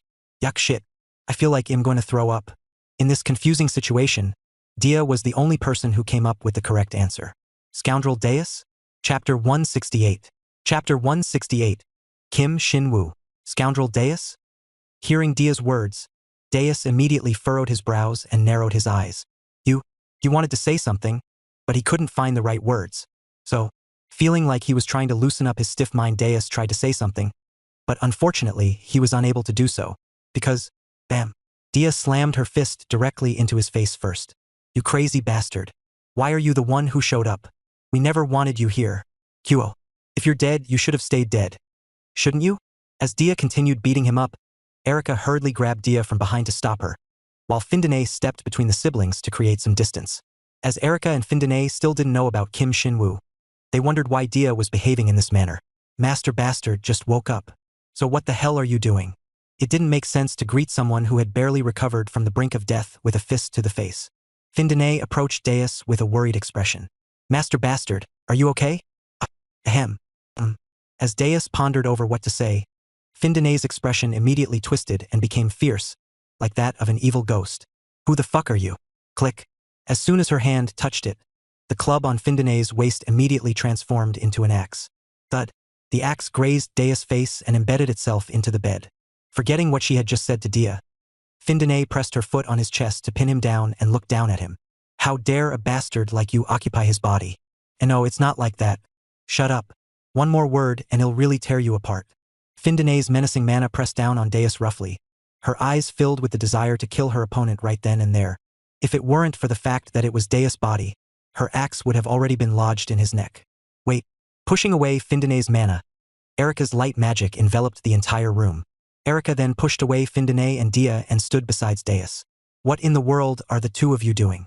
And that too to someone who requires absolute stability. Erica rarely raised her voice. But now, she was scolding and glaring at Dia and Findine, threatening to cast magic the moment they did anything strange. Thank you. Hearing Dea's voice from behind, Erica's eyes widened and she immediately turned her head. The light swords that were aimed at Dia and Findine instantly turned in the direction of Deus. Clench. The light swords flew at Deus with precision, binding him like restraints. And then, Erica spoke in her coldest tone. You have taken over his body, again? Kerhorg. It hurts us. This time, Erica's reaction was even stronger than Findine's. Having already witnessed Deus struggle against someone for control over his body at the Loburn Academy, Erica found it hard to keep her emotions under control. Thinking she could no longer bear to see such a sight, Erica looked down at Deus and spoke with a voice cold enough to rival the chill of North Sweden. Never again will I allow someone to treat his body recklessly. The light magic binding him gradually tightened. Despite screaming in pain, it seemed like he finally regained his senses due to the urgent situation and shouted. Wait, someone just asked me to take care of this body for a while. HM? Hearing his response, the three of them looked at each other and then back at Deus. Deus, on the verge of tears, cried out while sobbing. Also, this was originally my body, you know. Shiithiot. What the hell is this? I didn't even volunteer to help. Really? Outside the Verdi mansion, caught up in complex emotions, Findine leaned against the wall, staring up at the white sky with a lit cigarette in her mouth. A situation where words failed due to sheer absurdity was precisely what that meant, wasn't it? He's actually someone else? Crush. She unknowingly crushed the cigarette she was smoking. Despite her regrets, she knew she had to discard the broken one. So she took out a new one and put it in her mouth. The ground was already littered with cigarette butts she had smoked. Yet only now did she notice that some of them were crumpled and only half smoked, just like the one from a moment ago. Kim Shinwoo? So, the Deus Verdi she knew was not actually the real Deus Verdi? She couldn't deny that she was in considerable shock upon learning about it. But, wasn't he also the first man she had ever loved? Even though the situation was difficult to articulate, Findine's mind was clear. So, that Deus was the one they called a scoundrel playboy in North Sweden. Frankly speaking, she found it too strange. The Deus Verdi she knew certainly didn't seem like someone who lived a life like that from the rumors. However, with Iluania as a living witness, she had no choice but to believe them. Of course, it was someone else. So, the Deus she knew and the man who used to live recklessly and sleep around were completely different people. Kim Shinwoo. Kim Shinwoo. With the cigarette in her mouth, Findine got lost in thought, only snapping out just before the smoldering tip touched her lips. He has a pretty name. With a slight smirk, Findine became curious. How would Deus react if she called him Kim Shinwoo instead of Master Bastard once he returned? Obviously, he would hate it. However, so, the only ones who he only didn't tell were his fiancée and me, right? Findine felt really annoyed because Dia and Arya already knew about it. Yet, they'll call it even since he came to rescue me this time. Findine dusted her clothes to get rid of the odor of cigarettes. However, she unknowingly found herself chuckling. Geez, what a pity. He has such a handsome face. Was it because the person possessing the body had changed? It was amusing that one's mood could be ruined just by looking at someone. It wasn't just an uncomfortable feeling, it felt more like someone had taken something precious from her. Therefore, if possible, Findine thought it would be best not to see Deus in his current state and mulled over his original name again. Kim Shinwoo. Kim Shinwoo. It's quite a catchy name. Inside Deus' room, Deus had just realized that Kim Shinwoo had already rearranged all the furniture in the room and had also changed the structure. Then, while still lying on the bed, he glanced at Erica. A rather lengthy silence ensued. However, it was Erica Bright who eventually broke the silence after getting herself together. Is your arm okay? It just feels like it's throbbing for now. Looking at the spot where Deus' now missing right arm was supposed to be, Erica asked, as if resolving herself. So, you're saying that you're the original Deus Verdi? Yes. And this is the first time we have met. Yes, I heard that I was engaged to someone from the Bright household. Since Deus just had a rather unpleasant experience with Erica, he kept avoiding eye contact, feeling somewhat dispirited. Erica felt awkward seeing him behave like that, but ironically, it allowed her to discern the difference between Kim Shinwoo and Deus more clearly. Whenever she saw him before, her heart used to race. Yet now, let alone a moment of flutter, all she felt was a chilling coldness, which was truly a mysterious experience. So you came back briefly to prevent your body from dying for the sake of Kim Shinwoo? A saintess with horns on her forehead woke me up while I was in repose. She said he's in danger and needs some time. So I came to buy him some time, because I also felt, clutching the blanket tightly, Deus expressed his feelings. Indebted to him. Erica understood very well what he meant by that. Though confused by the sudden revelation of truth, there was only one thing that mattered at the moment. As long as he has time, he'll eventually return. Just knowing that alone made Erica feel as if a heavy burden on her chest had disappeared, like water flowing away. Huff! Erica bowed her head and covered her face with both hands as she wiped it.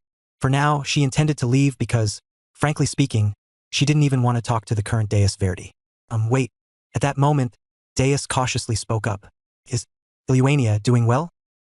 Knowing the relationship between Iluania and Deus, Erica hesitated for a moment before nodding. Yes, she and her child are doing well. The child's name is Sevilla and they're currently in North Sweden. They're in North Sweden now? Deus' eyes sparkled and he was about to make a request, but Erica shook her head. You can't show your current self to others. And I'm not sure if Iluania would want that either. Alright. Though he showed a bitter expression, Deus didn't deny it. Nor did he try to force the issue because he clearly knew what his role and position were. Please stay here for a moment. I'll call another caregiver for you. Deus turned his gaze towards the window and replied that he understood. Erica then slowly stood up and was about to leave the room. However, before Erica could even place her hand on the doorknob, the door opened and two people stepped in. It was Darius Verdi, the head of the Verdi household, wrapped in bandages as the wounds he had received in the fight against Doberman were not healed yet, along with Dia Verdi, who was glaring at Deus with a look of disgust. Upon seeing Erica, Darius greeted her with a slight nod and then spoke. Could you please vacate the room for a moment? Yes, I was just about to leave. After Erica left in that manner, the two just stood in front of Deus Verdi. Dia clearly showed that she was forcefully dragged to this place, despite not wanting to engage in the conversation. Next to her, Darius simply gazed at Deus with a troubled expression. Even though the three of them had already taken a seat, they remained silent for a moment to gather their thoughts. We need to talk. The first to break the silence was the eldest son, Darius. Chapter 169. Chapter 169. Family time. We need to talk. Even though he couldn't even remember how long it had been since he last heard those words, Deus recognized the situation he was in. To put it positively, Deus' family allowed him to live as he wished. To put it negatively, they had given up on him for choosing to live recklessly. Darius was the only one who occasionally repeated the warning not to cause any trouble and to marry the daughter of the Bright household. Meanwhile, Dia never even spared him a glance and immediately showed disgust and anger if she happened to be in the same space as him. Remembering how he had emotionally and decadently responded to Dia's reaction at the time, Deus was flooded with intense regret, like being hit by a wave of sand. Is your right arm okay? It was just a question uttered without much thought since Deus' right arm was now completely missing. Deus nodded as he bitterly gazed at the empty space. It's just throbbing slightly now. After that answer, there was another moment of silence, but eventually, Darius continued with his questions. You really are Deus Verdi, right? Yeah. Just with that short answer, Darius could already clearly sense the contrast between Deus and Kim Shinwoo. This caused him to let out a bitter sigh and wipe his eyes with his thick hands. It makes sense now. No wonder I thought you changed too suddenly. Darius had already heard everything from Dia. However, Dia couldn't gauge his reaction, so that was why she initially remained silent to observe the situation. You died? It was a question uttered with much difficulty. Just that one sentence already made Deus feel so sorrowful that tears welled up in his eyes. Guys, that's right. Deus sounded choked when he answered. His voice filled with a sigh tinged with self-blame for how his situation had come to be. How did you die? Darius asked with an uncharacteristic calmness. No, beneath that calmness lay regret and sadness disguised as composure. Two don't know. Before going to sleep, I think I took some drugs and drank alcohol and also, Deus listed various possible reasons. When he recalled everything he had done so far, he thought it was impressive that he hadn't died sooner. Darius' expression grew darker as he heard Deus articulate each of those words. Once he was done listening to all the reasons Deus blurted out without much thought, Darius couldn't even sigh. With a remorseful expression, he could only lower his head to stare at the ground. Then he turned his gaze towards Dia. Why did you hide it from me? What would you have done if you knew about it? What? With her arms crossed, Dia showed no signs of backing down, even against Darius, who was unable to hide his anger at this moment. What's the point of saying that, anyway? It's not like this bastard will be back in our lives. After all, he's already dead, you know. But we can make it seem like he's not. It's not like you don't know how much trouble we would be in if we told the Bright household he died, right? Dia. As he scolded Dia for saying things that shouldn't have been said out loud, Darius was so angry that a vein popped out on his forehead. Nevertheless, Dia still showed no sign of retreat. What? Didn't you like that idiot too? He's not even our family, not even my older brother. But still, that person has taken care of me much more than my real brother ever did. That person is still better than this fucking bastard who only got drunk, did drugs, or was emotionally unstable half the fucking time. All this bastard did was just moan about wanting to bed women every day and cry in the mansion. In fact, he even kept urging the sibling he shared the same blood with to have a relationship with him. Unable to contain her anger, Dia raised her clenched fist high, but she slowly lowered it again as if trying to suppress her emotions as much as possible. Compared to this bastard, that person is much, much better. She deeply lowered her head, tears falling beneath. With tears drenching the ground around her feet, Dia sobbed like a child. Bring him back, you motherfucker. That person. Bring him back, my brother. You came to help? For him? Don't bullshit me. I was gradually starting to forget everything you did. I was just starting to remember the good things first, before the things I hated and felt disgusted every time I saw your face. Dia wiped away her tears and glared at him with reddened eyes. I don't need a bastard like you. Darius couldn't even respond because he also knew how much stress Dia got from Deus. In fact, the kind of hatred she harbored towards men was definitely created by Deus. In the past, Deus would have immediately resorted to cursing and using foul language. However, now he slowly stepped down from the bed, knelt down and banged his head on the ground. I'm sorry. Dia's eyes trembled because the Deus she knew would have never resorted to kneeling and apologizing to anyone. However, after crossing the threshold, accepting the end of his life, being sent away by Kim Shin-woo, and making a decision for someone else's well-being only at the last moment, Deus had managed to change, albeit slightly. Bullshit. However, if he expected the victim to accept his apology like that, it would never happen like he thought it would. Dia gritted her teeth and tried to vent her anger again. However, Deus, who was still on the ground, shouted once more, his voice resounding in the room. I'm already dead. But before I leave, please let me do something for our family. The reason I'm here now is for the person you wanted to wake up. Fuck. She wanted to demand that he leave immediately, but she couldn't. She didn't know what Kim Shin-woo was doing, but it must have been serious enough to wake up Deus, who was already dead. Although her brain understood this, her heart still couldn't. Her anger had reached the top of her head. However, Dia slowly covered her face with both hands. She lifted her head high to conceal her tears. The wounds you gave me will never disappear. He had hurt her too many times. Being family, their bond was too close. It left no refuge for the sharp words and actions that ensued. The scars that were inflicted were the kind that could never be healed. However, new voices and memories were overlaid above those deep wounds. Just give me 5 minutes every day. That request asking for just 5 minutes a day to show his changed self was their new beginning. It is the opposite. I took over Deus' body. At her wish for him not to lie to her, that man revealed his true identity without any hesitation. He might be pitiful, but he does not deserve sympathy.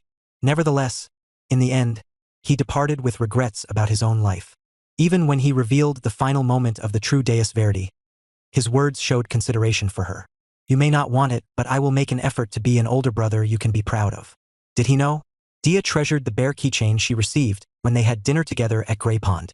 The memories I shared with him have overshadowed all the wounds you gave me. I want, forgive, hate, or deny someone like you. But I will forget. That's how I will overcome the past. Deus already felt grateful that Dia would do at least just that. However, he didn't say it out loud. He didn't feel deserving, and Dia probably wouldn't have wanted to hear his thanks too. That was the conclusion of an already distorted relationship. Watching as his siblings each offered their own answers, Darius slowly approached Deus with a mix of complex emotions, gently placing his hand on his younger brother's shoulder. What you did to Dia is definitely unforgivable. Darius met Deus' gaze as he slowly lifted her head. However, as the eldest, I lost sight of my responsibilities. Brother, I'm sorry I couldn't lead you down to the right path. Darius offered an apology as he reflected on his past, how he ignored his broken younger brother, whom he didn't want to see despite being the eldest son. Seeing her eldest brother embracing his younger brother, who was now shedding tears, Dia slowly stepped aside. Even though she had put an end to her relationship with Deus, she had no intention of interfering with Deus' relationship with the eldest son, Darius. Dia stepped outside, crossed her arms, and leaned against the wall next to the door, waiting for a short time. If Findine were here, she would have probably already been puffing on her cigarette. Dia continued to stand with her arms crossed, considering it a suitable way to pass the time. Soon, Darius stepped out of the room. Upon seeing Dia outside, he briefly paused. However, he soon realized why she was waiting for him. So, what are you going to do? What do you mean? Dia's eyebrow furrowed at his response of asking something he already knew. Do not imitate him. Ahem. After immediately getting caught trying to imitate Kim Shin-woo, Darius awkwardly coughed and quickly turned his head, but Dia persisted in her questioning. Whether you acknowledge him as your brother or not doesn't matter to me. To me, he is the only second brother I have. I do not care if you do not acknowledge him. At Dia's bold declaration, Darius looked down at her for a moment, then chuckled and gently placed his hand on her head to pat her. What the hell are you doing? Dia grumbled, irritated by the sudden touch, but she didn't push his hand away. No, it's somehow funny. What is? To suddenly gain another younger brother at this age.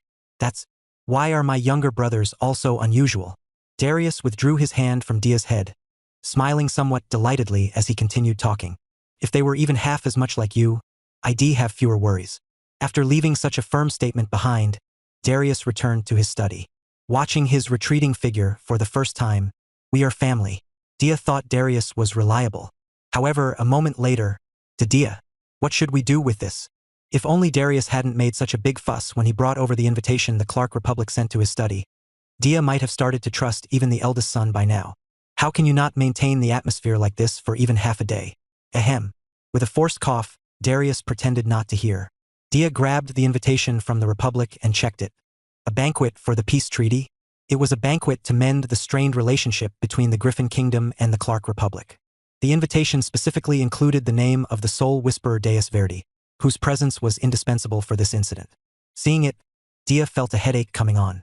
Why did they send this directly to us and not to the royal palace? Exactly, especially when they know that Deus is dead. Darius was right. With its strange implications, this invitation seemed to reveal an aspect of the Clark Republic. Sai, let's contact the royal palace immediately. It seems that these Republic bastards are up to something. Got it. Also, please, you bastard. If you were as reliable and cool as just a moment ago, shouldn't you at least make an effort to maintain that image for a day? Dia grumbled a complaint at the end, but Darius had already ignored her outburst and left after turning his back. Sigh. There was no time to dwell on complicated personal concerns. While holding the problematic invitation in her hand, Dia closed her eyes tightly once again. With everyone's eyes across the continent focused on Griffin and Clark, ignoring this invitation would make it seem like they were rejecting the other side's offer of reconciliation. Attending the banquet could have many advantages. Although she didn't know what Clark Republic was up to, they were still the first to bow their heads. This action could lead the other countries to perceive that the Clark Republic had acknowledged their own faults. However, many areas of this sound suspicious. The way they suddenly bowed their heads and hosted a banquet for reconciliation at this time. Furthermore, they sent the invitation directly to the Verdi household instead of the royal palace. Moreover, they even invited Deus Verdi, whom they already knew was dead. Feeling uneasy about all of these factors, Dia's attention was drawn to the message written at the end of the invitation. It was unclear when it was written there. Written in elegant handwriting, it gave off a strange sense of pressure. Please return the item you took. Item? Dia pondered for a moment, wondering if Deus had brought back anything, but she immediately frowned. She almost made the mistake of crumpling the invitation. They want us to return the Saintus' left arm? They were demanding the return of the former Saintus Stellus' left arm, which Deus was determined to retrieve even at the risk of his own life. Sigh. Realizing the situation's complexity, Dia couldn't help but let out a sigh. To put it bluntly, Dia's personal impression of the Clark Republic was fucking awful. However, given the Griffin Kingdom's position, they couldn't maintain a hostile stance towards the Clark Republic. Through the Marias Great Forest incident, they realized that even the German kingdom beyond the desert was eyeing them covetously. Being potentially attacked from both sides, the Griffin Kingdom urgently needed to regain a neutral position with the Clark Republic. In that case, the best course of action was to return the left arm and let the Soul Whisperer attend the banquet for the sake of peace. However, the problem was, the current Deus Verdi wasn't the Soul Whisperer. I can't ask that moron to go to the Republic. They could deal a significant blow to the Clark Republic by having Deus Verdi, whom they thought was dead, attend the banquet. You son of a bitch. Dia leaned back in her chair and gazed at the ceiling, murmuring wistfully. When will you return? Chapter 170. Chapter 170. Time to learn. Clank clank. At the sight of the Republic, Dia's mood soured for no reason as she looked outside the carriage. The moment she saw the invitation, Dia knew that it would come to this. And now that it was actually happening, she could only sigh deeply. An invitation to the banquet had also been sent to the Griffin royal family. And from the perspective of Griffin, they couldn't ignore this event, especially considering that the Clark Republic had lowered their heads first. Therefore, they had no choice but to set off to attend the banquet. Don't hate it too much. The ones who live here are also humans. So, is that why you are active in the resistance? That, of course, is because there are more beasts than people here. Then, beaming with a smile, Findinay shrugged and pointed out the window. Flower garden? Are we going to stop there? Yeah. The horses are tired from crossing the mountain range, so I think we should rest here for a day. That doesn't seem like the best decision. Why? The signboard labeled Flower Garden had a cheerful atmosphere as it welcomed the guests from North Sweden, and the yellow flowers being cultivated in the distant vinyl greenhouse especially added a poetic ambience to the village scenery. SSPP, I feel like I've heard that name somewhere before, Dia murmured, resting her chin on her hand. Since the Clark Republic itself was quite secretive, Dia had seen many villages that were not marked on the map during their journey. However, the name Flower Garden still felt strangely familiar. It was like she had heard it somewhere before. Surprisingly, it was Findinay who gave her the answer. Emily. It's the hometown of the girl who had become the human bone centipede in the basement of your mansion. Emily, the girl who loved flowers. Because of the girl who said she liked the yellow flowers from her hometown, Deus Verdi would often leave flowers at her grave in the North Sweden mountain range. Indeed, it's a type of flower that a child would have liked. Upon hearing that statement, Findinay remained silent and simply stared out the window. After all, Dia would discover the truth sooner or later, so there was no need for Findinay to inform her about it in advance and incur her resentment. As they approached the village, Dia noticed a thick layer of yellow pollen in the vicinity, which gave her a strange sense of unease. Cough, cough, kek, kek. All of a sudden, the old coachman who was driving the carriage started coughing uncontrollably, gasping for breath. Ah, damn it! With an incredulous expression, Findinay stepped out to bring the carriage to a stop and ushered the coachman inside. Thanks to that, the other carriages behind them that were carrying the rest of the party were also forced to stop. Heck, what's happening? Why is he behaving like that? Ignoring Dia's question, Findinay brought the coachman inside with haste, fetching water as his face swelled. Only after the coachman's breathing began to stabilize did Findinay let out a sigh. Does he have bronchitis or something? We haven't even reached the vicinity. Why are the symptoms already showing up? Findinay turned away in frustration. But when Dia demanded for an answer, she finally responded with a shrug. Flower Garden is the Republic's largest drug production site. What? Drugs? Yeah, all those flowers are used as raw materials for drugs. They're specially processed by the Republic, so they're pretty harmful to the human body even in their raw form. Finding it ridiculous, Dia stared at the distant flower field before quickly turning her head. Then what about Emily? You heard her thoughts, right? She said her parents never allowed her to touch the yellow flowers. That was why Emily admired and loved yellow flowers. She had never even touched them once. You can think of that village as a kind of colony. They have special laws that apply only to them. For example, a law that prohibited dating until the age of 20. Dating? The clause did feel somewhat random, but Findinay shrugged and explained the truth behind it. Roughly, if you spend around 20 years in there, you'll develop enough antibodies, right? They want only those people to reproduce. That's the only way they can keep the cycle going. Don't even think of giving birth to children who won't survive. Something like that. Crazy bastards. Seeing Dia's reaction, Findinay could only agree in silence. It was at that moment that Dia understood why the people who had escaped from Flower Garden tried crossing the North Sweden mountain range. At that moment, two people wearing masks with purification filters that covered their entire face appeared at the carriage window. They were carrying rifles on their shoulders, but they knocked at the carriage and approached them in a friendly manner. Are you the guests from the Griffin Kingdom? Were they informed about this? Dia responded with a nod from inside the carriage. Yes, that's right. As for food supplies, we're good. We were planning to rest here briefly since it's already late. There was no way that they could provide proper food in a place like this, so she let it pass. It's impossible to enter the village. However, you can stay in the tents you set up outside. It was normally out of the question to approach this place, however, considering that they were envoys, this was at least decent treatment they could provide. Also, if necessary, we can provide you with gas masks separately, though we can't arrange a large quantity. Bring them quickly. Dia hurriedly nodded. Before they left, the two people wearing gas masks glanced at Findinay, who was beside Dia, but then turned away and left as if they hadn't seen her. Although she was a most wanted criminal, she was currently a member of the party of envoys from the Griffin Kingdom, so she couldn't be arrested recklessly. Cover your face while you're out if possible. They can't arrest me even if I blatantly show up here. Isn't it ridiculously satisfying to see something like this? Findinay chuckled, but replied that she understood and offered a piece of her own advice as well. Although we can't stay out there for too long, it's not like we are not allowed to step outside at all. So you don't have to worry about this too much. They're wearing gas masks because they're not from the Flower Garden and need to stay close to this for a while. As Findinay stepped out, Dia followed suit after wiping the coachman's sweat with a towel. It did feel somewhat stuffy and suffocating, but since they were far from the village, it wasn't that big of a problem. Perhaps because the coachman was old and his immunity seemed weak, it caused such a big reaction. Arya Rias and Erica Bright also got off the carriage right behind them. The two were accompanying them in case of unforeseen circumstances. However, can't I change carriages?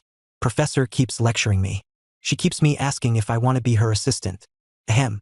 Given that it was only her and a student in the carriage, perhaps her instincts as a professor kicked in.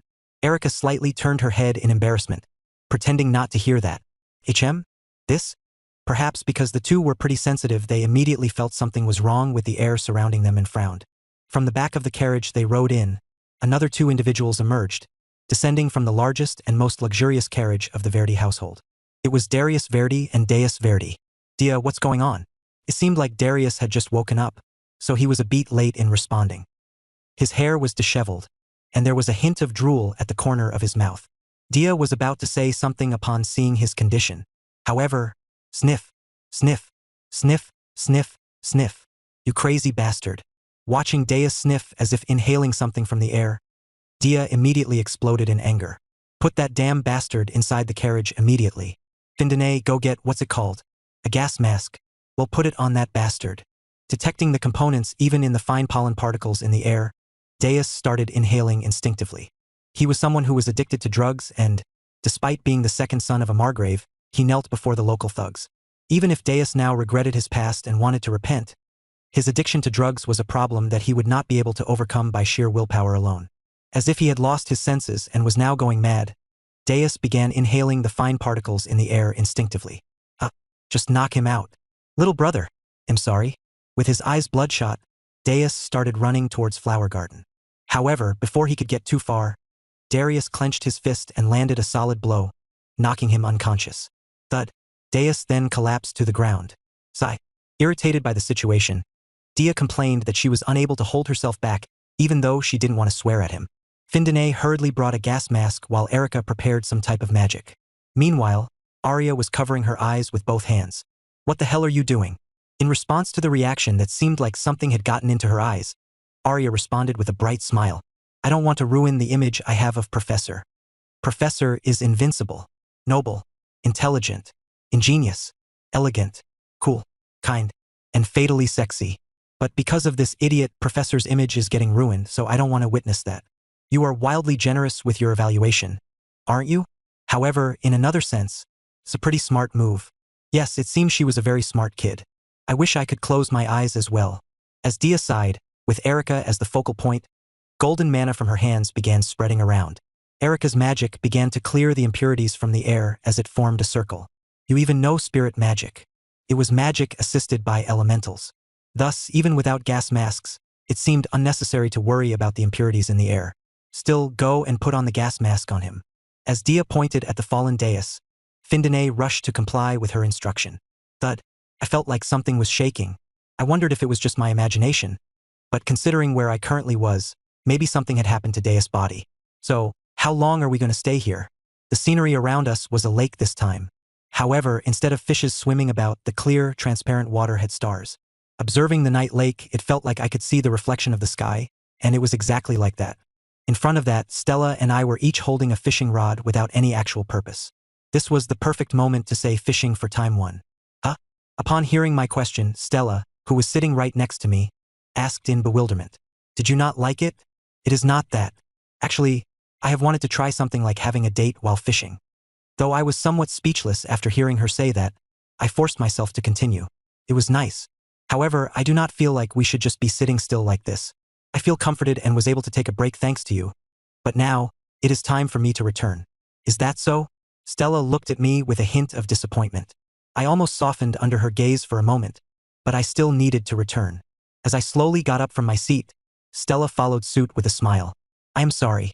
I wanted to spend time with you even to the extent of being selfish. Huh? See you next time. Clunk. As Stella waved goodbye, horns protruded from her forehead and her eyes turned into those of a demon. You enjoyed your time with Stella enough, right? It's my turn now. What are you talking about? I had told them that I needed to leave, so what was she talking about here? Still, Velika raised a finger to silence me. What am I talking about? Of course, I can't just let you go, you know. Did she have to make such gestures with Stella's body? What are you going to do after leaving this place? Are you planning to fight against Megan again? You'll really die this time, you know? Hey, if you die, do you know how many demons will flock over to devour Stella? Me or even you? It was crude, but what she said wasn't wrong. My life wasn't just my own anymore. There were two women within me that I had to take care of. You lost Lemigiton, and your right arm had been cut off. With my power drastically reduced, I would be defeated immediately if I fought against Megan again. You foolish bastard. Of course, that's because, being a necromancer, you left out your strongest card while fighting him. My strongest card? When I looked at her suspiciously, Velika pointed to herself confidently and shouted, "To face a demon lord, don't you think you need another demon lord of the same level?" She grinned widely as she called herself a secret weapon. Don't you have incredible talent? Stella keeps boasting about that all day long. The guardian of the boundary between the living and the dead. That's exactly who the man standing right in front of me is. Gah, this is going to be fun. Thud. As Velika took a big jump, the surroundings began vibrating and started changing dramatically. The lake disappeared, and the stars in the black sky vanished. Only Velika's sinister eyes remained illuminated as she gazed at me through the pitch-black darkness. So, Necromancer, can you handle me? 1. Grand Duke Jiangxia often said this. It probably originated from the image of someone gazing at a tranquil lake, repeatedly contemplating and enjoying a leisurely life as they wish.